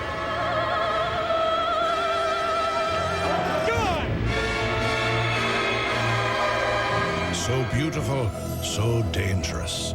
Much like the ships we'd have to beat in the cup races ahead. Hi, I'm Dan Marino of the Miami Dolphins. The NFL and the United Way learned firsthand that your support of the United Way can help the people that truly need your help. Over the years, the hundreds of NFL owners, coaches, and players have volunteered their time to work with United Way agencies and programs that show our caring for people. By working together, the NFL and the United Way are making a difference. The NFL, the United Way, and you, the power of teamwork. The skyline of Atlanta, Georgia hasn't been very hot this week with all the chill in the air, but you're talking about one hot Super Bowl. The St. Louis Rams deny the AFC 3 straight NFL championships. It's a dream come true. I mean, you know, you start playing football as a little kid, and you talk about, oh, this is the Super Bowl, and you're out there making moves and playing around with your friends. And to wake up this morning and, you know, go through the whole routine and catch the bus over here and walk out on that field and say, this is the Super Bowl right here. I mean, it was great. You know, it's one of those things that every football player that plays this game dreams of, and we're here, we got it done, and you know, we got to make the most of it and cherish the moment. Well, I think that one of the things that they did, Stu, as we talk about this game, is that the Rams did a great job offensively. Offensive line of creating space for the running back, of doing a great job of blocking for Kurt Warner. Consider the fact that they spread the receivers out. That meant all the pressure was on that front five to get the job done. I thought they did a great job of clawing and fighting until emotion started to give the Titans a chance to turn the tide at the end of the game. Well, they did, and I think the key that I saw was what Kurt Warner was able to do. He's spreading the football around. I think one point during the course of the ball game, he threw to 8 different receivers. He kept the defensive secondary off guard. Yeah, at times you saw him go deep, trying to loosen them up a little bit. Marshall Faulk became a big pivotal part in that offense, you know, early in the game. Kurt Warner, the 18th quarterback to win a Super Bowl MVP, but the first player since 1994 who was the Super Bowl MVP and the regular season MVP. Steve Young was that. Our game balls when we come back. Stay with us.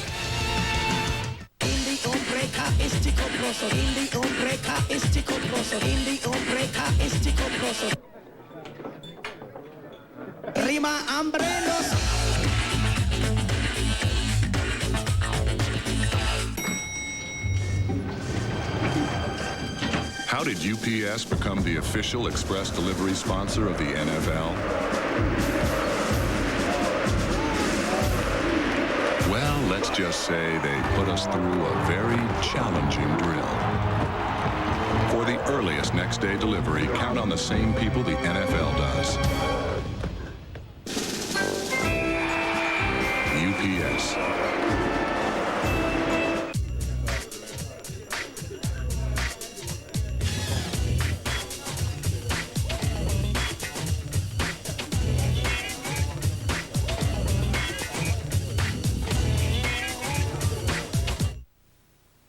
This is Rich Eisen. Later on SportsCenter, Dan, Sterling, and Jaws put their unique spin on our continuing Super Bowl post-game coverage.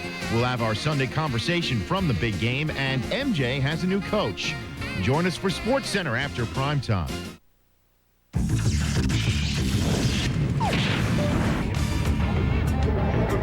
NFL primetime players, my game ball goes to the rookie Torrey Holt out of North Carolina State. 7 catches, 109 yards, most yards receiving ever by a rookie in NFL Super Bowl history. Well, my game ball goes to Kurt Warner. I mean, what more can you do as a quarterback? Under pressure, came through, came up with a big play at the end of the game when they needed it.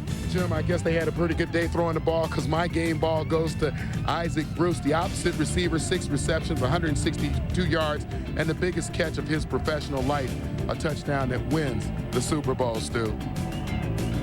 And I think we should give a nice game ball to the Tennessee Titans, because they played one heck of a ball game. Well, that's for sure. If I had to give another one away, probably that whole offensive line. I realize how important those guys are, buddy. When we come back, our final thoughts on Super Bowl 34. Rams win it 23-16. We're coming back to the Georgia Dome.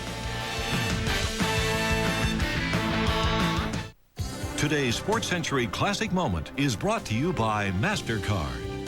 Magic Johnson had the rug pulled out from under him by a disease where we didn't have full information. As the years went by, it's only natural for him to say, wait a minute. Maybe what I thought was true before isn't really true.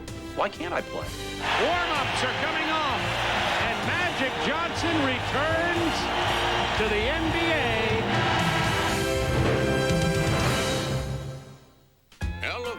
Part 2, lobby.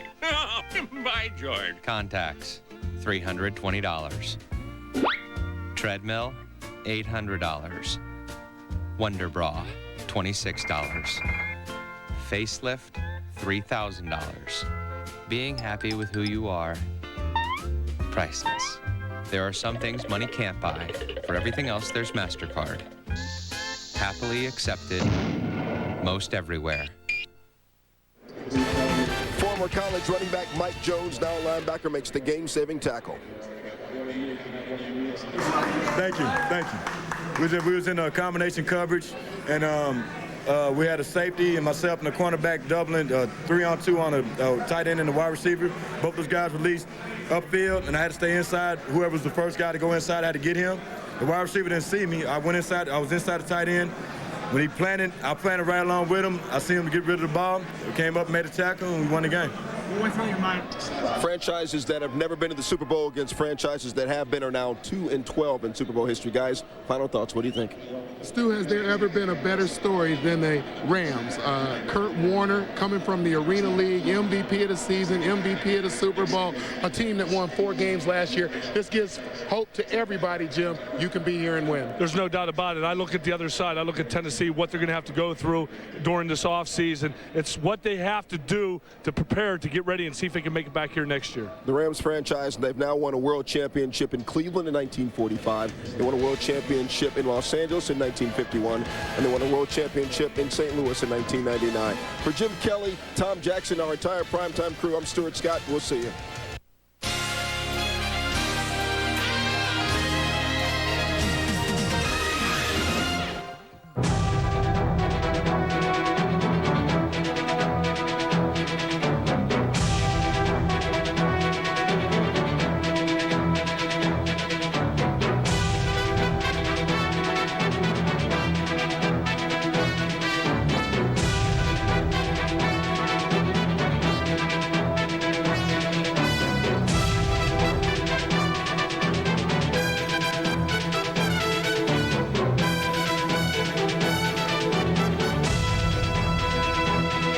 All sights are set on one glittering goal, the chance to play and win in the Super Bowl.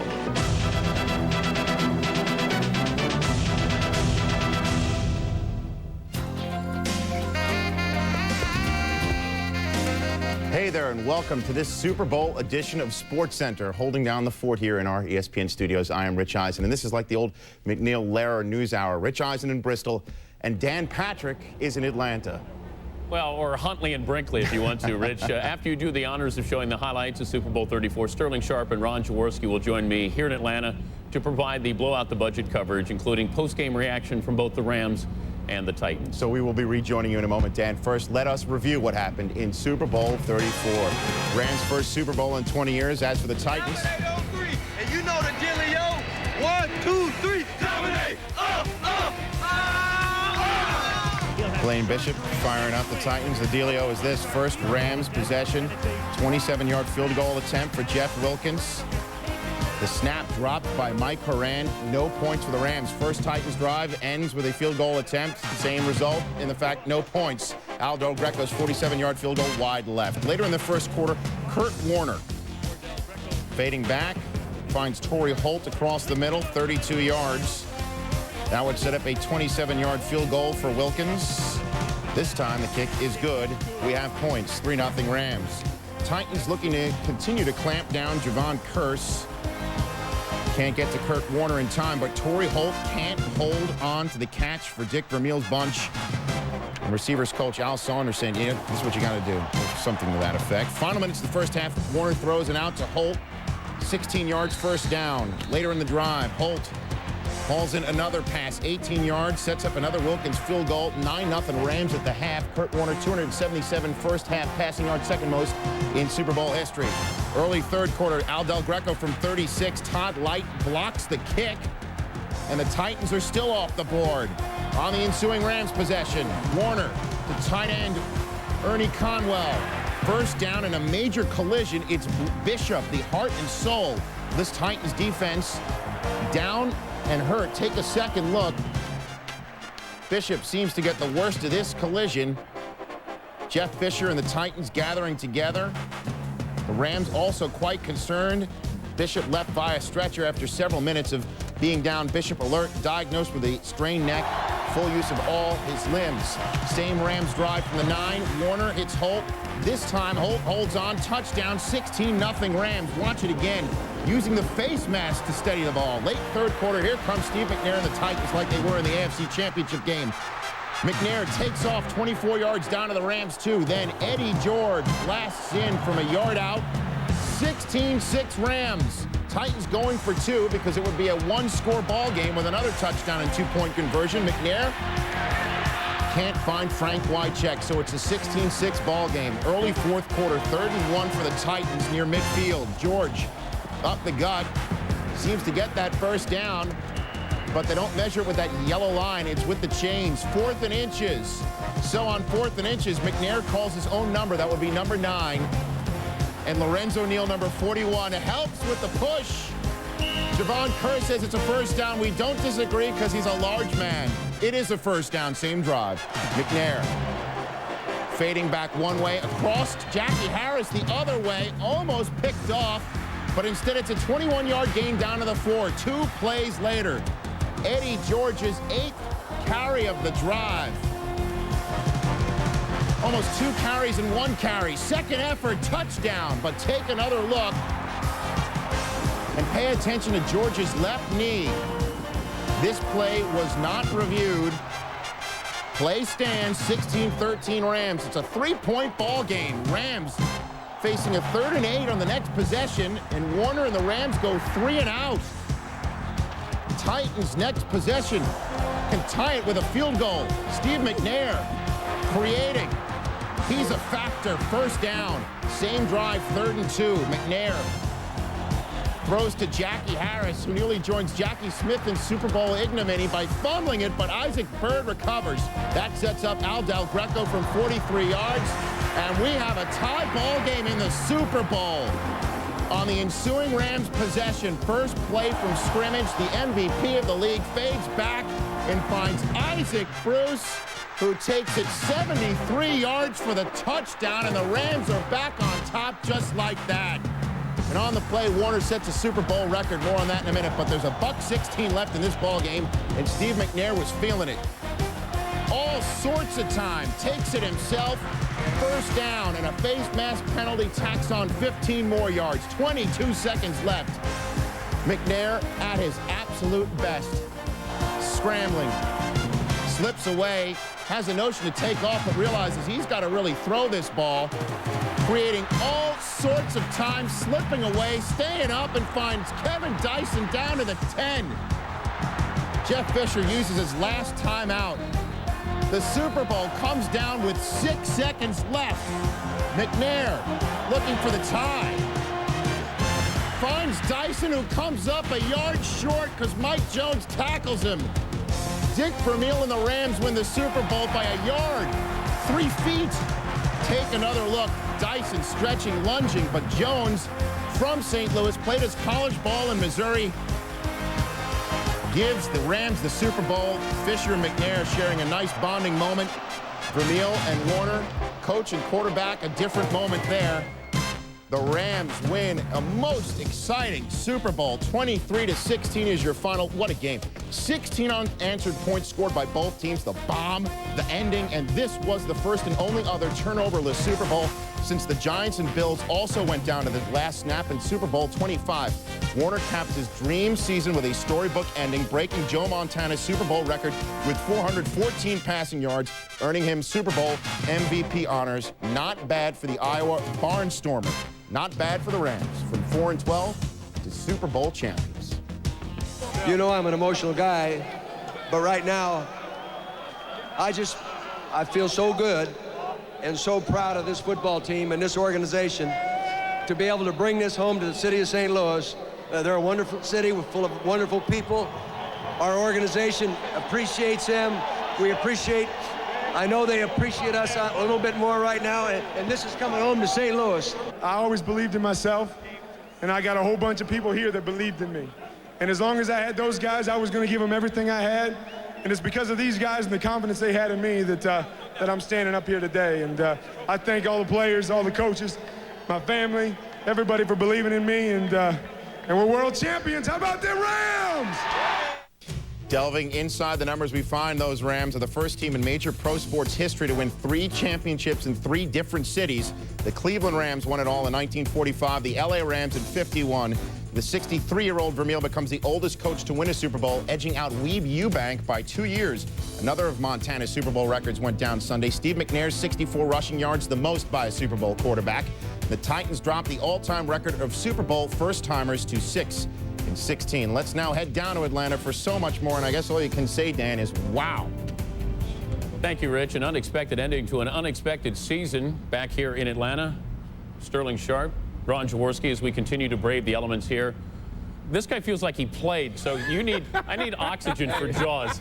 It's been 10 years since you played. You're a mess. Now, you need to regroup. It's been a long day, but a beautiful day, by the way. We'll get to their comments coming up in a moment. From 4-12 in 1998 to Super Bowl champs in 1999, this was deemed an upside-down season in the NFL, given the fact the perennial powers either didn't make the postseason or bowed out early when they did. But in the end, the Rams ended right side up, barely. That defense has been playing great all week. I've never been a defensive player, but that was the best defensive player I've ever seen. We're going. The last drive was just praying to God, just hold him, baby, just hold him. You know, we had a minute left to a world championship, and you know, they came up big. Got to get my hats off to Tennessee. We wanted to fall on our shoulders. It came on our shoulders, defensive shoulders. Hadn't heard a lot about our defense. We still hadn't got a lot of respect. For us to take it down and be on the defensive shoulders and pull it out and win the game on our shoulders, it was tremendous. Man, this is a sickening feeling. My whole life, I've never been close like that. I've always been the one to get it done, but, you know, building block for next year. Could you feel him right on you? Did you think you had it? I thought I had it. As soon as I called it, I seen yellow. Thought I was in there. I didn't know where he came from. We worked on that play in practice, and it happened just like we wanted to. He made a great play. We were in a combination coverage. Thank you. We was in a combination coverage, and we had a safety and myself and the cornerback doubling 3-on-2 on a tight end and the wide receiver. Both those guys released upfield, and I had to stay inside. Whoever was the first guy to go inside, I had to get him. The wide receiver didn't see me. I went inside. I was inside the tight end. When he planted, I planted right along with him. I see him get rid of the ball. We came up, made a tackle, and we won the game. Kurt Warner throws up the first 400-yard passing game by a quarterback in Super Bowl history. Warner's yardage is the most for any sort of championship game, league or conference. Only Darryl LaMonica, the Mad Bomber, had thrown for 400 yards in a league title game. That was back in 1968, the game against the Jets. Jaws, you retired 10 years ago. I guess once a coach, always a coach. You played for Dick Vermeil. Did you feel like you went through the game with him? Dan, no question about it. I can't tell you how proud I am of what Dick Vermeil accomplished and what his Rams team accomplished today. And I feel sad that I couldn't deliver him a championship back in Super Bowl 15, but Kurt Warner came through and the Rams team in a very big way because Dick Vermeil is a deserving man of being a world champion. When he left the game for 15 years after 1982 and came back, people ridiculed him, made fun of him. The game had passed him by. Well, Dick Vermeil made all those guys, the real doubting Thomases, realize that Dick Vermeil can still coach the National Football League. And I was with him right before the game, and we were talking. He said, "Ron, do you know where my wife is?" I said, "Yeah, she's 4 rows right behind the bench." And he said, "You know, 9 of my grandchildren are here today." He was really excited about that. And by the fact that he asked about his kids showed me that he was a different guy than there was in 1981 in Super Bowl 15. Super Bowl 15, he wouldn't have known if the president was behind that bench. He was really excited, and he was really aware of what was happening, and his team played to win it for him. And he got helped out, I think, in the first half. It looked like the Titans got conservative. This is a conservative offense anyways, and they don't give it to Eddie George. It seemed like they were trying to break out of the mold and be something different. Considering they came down here all week talking about how physical they wanted to be with the Rams playing that physical championship game, they wanted to hammer the Rams defense with the running game, and it was surprising. Out of 24 plays, they ran the ball 7 times. They threw it 14. Not counting the 2 runs by Steve McNair. But, I mean, you got to continue to do what got you here. Steve McNair right here, back to pass. This is one of those things that got them, I thought, got them in trouble from setting the tone, setting the tempo for themselves in the first half. They came out in the second half, of course, and did that. But when you look at this game, it was physically lost by the Tennessee Titans, I thought, in the first half because they did not run the football. Well, your thoughts when you looked at a predictable offense here, or, you know, how St. Louis tended to counter that? Yeah, well, I really thought the Tennessee defense came up big in the second half. I mean, they got ripped in the first half. You know, when you look at Warner, he was on fire till they got in the red zone. He was 20-20. I mean, he was just completing passes all over the place. But in the second half, especially after Blaine Bishop got hurt, that Tennessee defense rose to the occasion, as you'll see right here. Here comes the pressure from the front four, batting balls down. They did a nice job. They batted a number of balls down. You'll see again the outside pressure by Holmes. Again, pressure, throw away by Warner. Pressure, pressure, pressure. Mike Marks, the offensive coordinator, not a real happy guy right now. Say, what's going on? Here you see the brackets, and this was the big play. The only play the Rams made in the second half.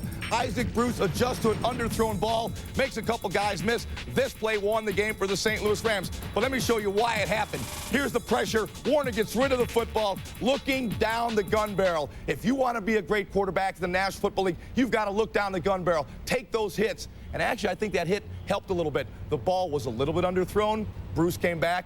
That helped make the touchdown. Something you said earlier in the week. You said you're going to find out how good Kurt Warner is because you saw a flaw in the Tampa Bay game. They went at him, they hit him, and his quick release got a little quicker. Yes. We saw that on Sunday night, but he hung in there and he took a couple of big hits. He didn't do it in the first half, and we talked about all week there was going to be 4 to 6 opportunities for Kurt Warner to get his helmet almost ripped off, and he had to stand in there and make the throw. In the first half, he didn't do that. Josh just showed you one of those plays where he did, but there's a blitz by Blaine Bishop. Got to stay in there and take that hit. Ball's incomplete. Got a guy right there on the slant. Here's another opportunity versus the blitz. He's going to have a guy in the flat right here, wide open for a touchdown. Does not stand in there and take that lick. Incomplete. Have to settle for a field goal. This was the game plan for him. This is what they wanted to do, a pass over in the corner. Wide open Ricky Pro. Kurt Warner doesn't stand in there and take that hit, but he did do it when it mattered. He looked down that gun barrel. He made that throw. You think it's so easy? It is very easy for a guy running wide open, make the throw. Are you guys through? All the time. Are you guys through? No, you can take it. We've got a TV show to do. Kurt Warner, just the 6th player in NFL history to win regular season MVP honors and then win the MVP in the Super Bowl. Back during Week 8 of the regular season, the Titans handed the Rams their first setback of the season, 24-21.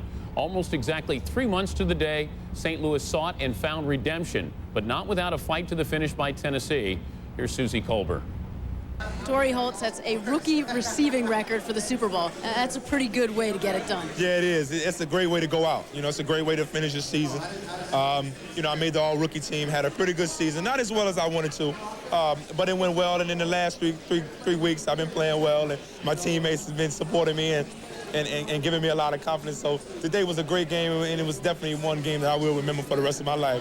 You were the clutch receiver in this game, and then you come up big with the 9-yard TD. Yeah, I did. And it's great. You know, Kurt had threw me a touchdown earlier in the ball game, and I didn't come up with it, and I was kind of mad. I wanted to get another opportunity to make a play, and luckily there they blitzed, and I was able to get across Sidney's face, and Kurt found me, and I was able to secure the ball for the touchdown.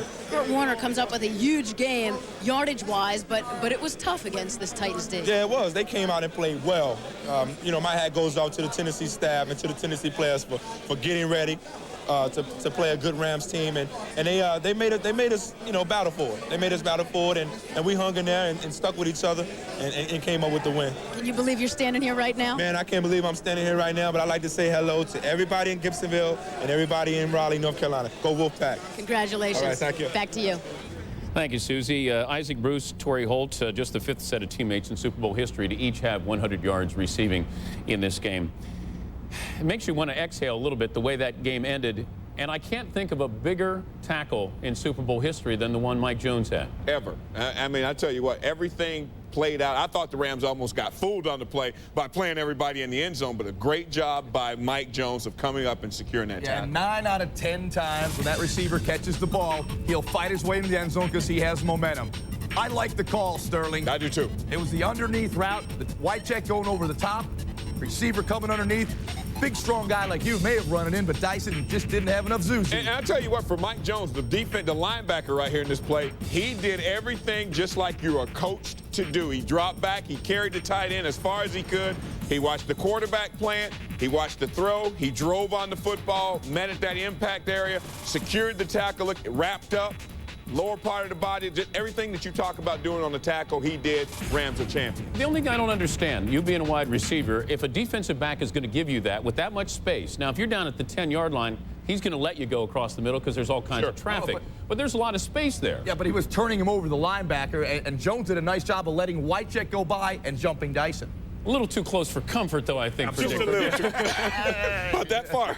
Just a little bit. Prior to this year's matchup, the last one that featured two teams looking for their first ever Super Bowl victory was the Giants and Broncos in Super Bowl 21. The only other NFL title won by the Rams franchise was back in 1951. As we talked about, they won it. They won it barely thanks to the great game-saving tackle by Mike Jones. But you have to give credit to the Tennessee Titans and the play of Steve McNair, especially in the second half.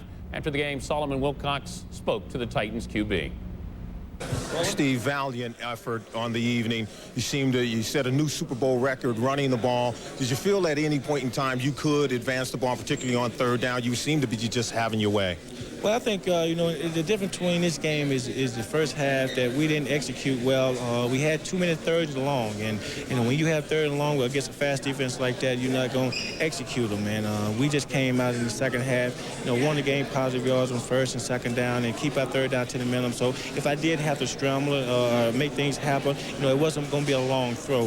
But we came out, we did what it took in the second half to get it back in the ball game. We just came up short. Take me to the very last play. Did you execute the play as it was called? Or did you have an opportunity or an option to run the ball? Well, I think, it was ideal to get the ball to Dyson's hand. The linebacker so happened just shade off of Frank and come in and get Dyson. Dyson had a couple yards on him, and the linebacker made a great play. When you have guys that's great athletes on defense as the Rams do, it's hard to try to make them. It was one-on-one battle, and they won it. Thanks, Steve. Keep your head up. Thank you. All right, back to you. Thank you, Solomon. Super Bowl 34 turned out to be very reminiscent of Super Bowl 23. Both featured single-digit combined scoring in the first half, followed by 30-point outburst in the second. MVP Kurt Warner broke the passing record set by Super Bowl 23 hero Joe Montana, and the winning margin was set by a last-minute TD. Take us on home, Sterling. Well, let's go back to our home away from home, the crib in Bristol, Connecticut, Coca-Cola Super Bowl City. Take it over, Rich. Why, thank you so much, Sterling. Elsewhere on Sunday, Marcus Camby provided his own super ending to the first half of the Kings-Knicks matinee.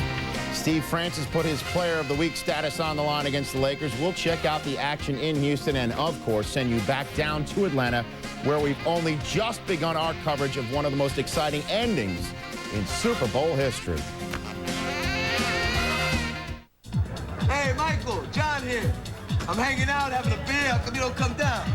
Man, I'm doing the same thing as you. Why don't you come over here? I mean, the Miller Lite is ice cold and so smooth. Oh, come on, man. From where I'm sitting, the Miller Lite tastes great. Yeah, but the women are prettier over here. Trust me on this.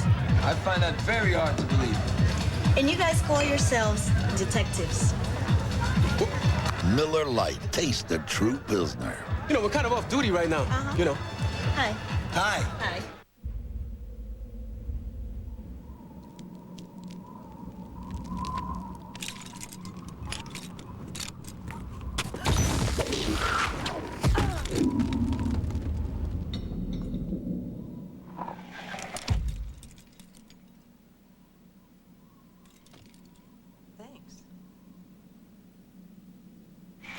FogDog.com, your anytime, anywhere sports store. Fog Dog. Look, Enterprise Rent-A-Car. Ellie's renting again. And Enterprise picked her up again. She said Enterprise picks her up free. Free? Free. Now that makes renting easy. Pick Enterprise. We'll pick you up. In the only other Super Bowl held in Atlanta, Buffalo failed to score in the second half in a loss to Dallas. On Sunday night, the Titans failed to score in the first half en route to a loss to St. Louis. Welcome back to Atlanta for ESPN's continuing coverage of Super Bowl 34. Sterling Sharp and Ron Jaworski will rejoin me in a moment. But first, they went from 8-8 last season to Super Bowl runner-ups this season. The Titans, well, they handed the Rams their first loss of the season, but they were unable to hand St. Louis yet another one. After the game, very dejected, Eddie George spoke. From the game in Buffalo to the game in Indianapolis to beating Jacksonville twice, 3 times to get here, it was one hell of a ride, and it's always going to be special to me. We just fell short. We just didn't make enough plays to win it. that's just the bottom line. It's a dream come true. I mean, you know, you start playing football as a little kid, and you talk about, oh, this is the Super Bowl, and you're out there making moves and playing around with your friends. And to wake up this morning and, you know, go through the whole routine and catch the bus over here and walk out on that field and say, this is the Super Bowl right here. I mean, it was great. Titans really went to the run after falling behind 9-0 at a half. Eddie George and Steve McNair had all of Tennessee's carries in the game as the Titans outrushed the Rams 159-29. For only the 4th time in Super Bowl history, the team with the most rush attempts lost. Just the 7th time that team with more rushes lost and more rushing yards lost out. As for the Rams, they had just 13 carries in this one. Tough to predict what was going to happen with this Rams offense. We knew they've scored the most points in the NFL this season, 3rd most in NFL history, but they seemed to struggle in the red zone, and during the regular season, they were the 2nd best team inside. Yeah, Dan, it really is surprising because even in this matchup from the 20 to the 20, they moved at ease, but they got in that red zone where they have been very efficient all season, and they struggled today. It shouldn't have been that close. I mean, going down to a Mike Jones tackle to win the game, if the Rams would have finished in the first half when they got in the red zone, you'll see here one of the plays they didn't. The blitz comes, you got single coverage with Ricky Proehl on the outside, overthrown. That ball should be thrown right to the pylon. The old Sid Gilman play of meet me at the corner. If that ball was there, it would have been a touchdown. When you get in the red zone 6 times and only come away with 3 field goals, that is inefficient offense. The game could have, would have, and maybe should have been over at halftime. But the way they got the ball into the red zone, great game plan by offensive coordinator Mike Marks versus that man-to-man defense of Tennessee. Everybody thought because of the man-to-man, Kurt would be throwing the ball over the top a lot more. What they did was they ran a lot of slants, a lot of shallow crosses, which had the Rams receivers running away from the Tennessee defensive backs. It has the exact same effect because it moves the chains and it puts in that one-on-one situation to where that guy has to make a play. Right there, Isaac Bruce over the middle for one of those short slants on the inside. Kurt Warner right here finding another wide open Torrey Holt, looks like, for a slant. Kurt threw the ball in the hole very well. He was extremely comfortable when he handled the pressure, threw the ball extremely well on those inside. I thought that also gave him confidence as well going into the second half. What I was surprised with is Tennessee knew Warner was going to throw the ball because Marshall Faulk ran the ball 13 times. So you didn't have that threat, but he was still able to do what he wanted to do back there. And what they did was they were saying we're going to play bend, don't break style of defense, and that's what I kind of took from it, and it almost got him in trouble. But also, like in the game week 8, the game plan of Greg Williams, the defensive coordinator for the Titans, was take Marshall Faulk out of the game, make someone else beat them. And, of course, the Rams did that today. Yes, they went to other people. The Titans followed tradition on Sunday night. Of the 9 teams in Super Bowl history to be blanked in the first half, all 9 went on to lose the game. But it was a tougher loss for Blaine Bishop. He's probably been the Titans' best defensive player during the postseason. He didn't finish this game. Chris Mortensen spoke to him after the loss. Everybody watching this game was worried. Can you tell us what happened on that play? Well, actually, I don't really know. I don't remember. I got dinged, so I just lost feeling in my neck and my left arm. So, but everything's pretty cool right now. Everything on the X-ray was cool. So, what did the doctors tell you happened? Really, I just, I guess, pinched a nerve in my neck real bad, but all the other bones and everything are fine. Very tough thing for you to do, to leave the field while your team's still playing. It was tough. It hurt, but you know, they stuck together. They kept fighting. All right, let's go back to you. Thank you, Mort. We'll be back with plenty more, including our Sunday conversations. We continue to analyze Super Bowl 34. Coca-Cola Super Bowl City is our home away from home this week. Let's go back to Rich and Sports Center. Well, it took about 2.5 quarters, but we certainly had a Super Bowl worthy of its billing and yet more coverage. And like Jerry West did before him, Jason Williams brought his special brand of West Virginia basketball to Madison Square Garden.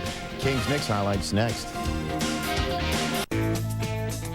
Ask 100 people to make ESPN the worldwide leader in sports. For more, log on to ESPN.com, part of the Go Network, go.com.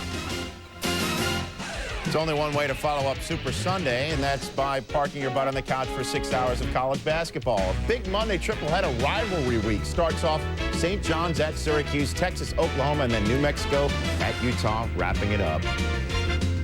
Well, another NFL playoffs is in the books, which means we must capture it now in montage form. Enjoy it. For everybody who helped cover the NFL playoffs for you, I'm Rich Eisen.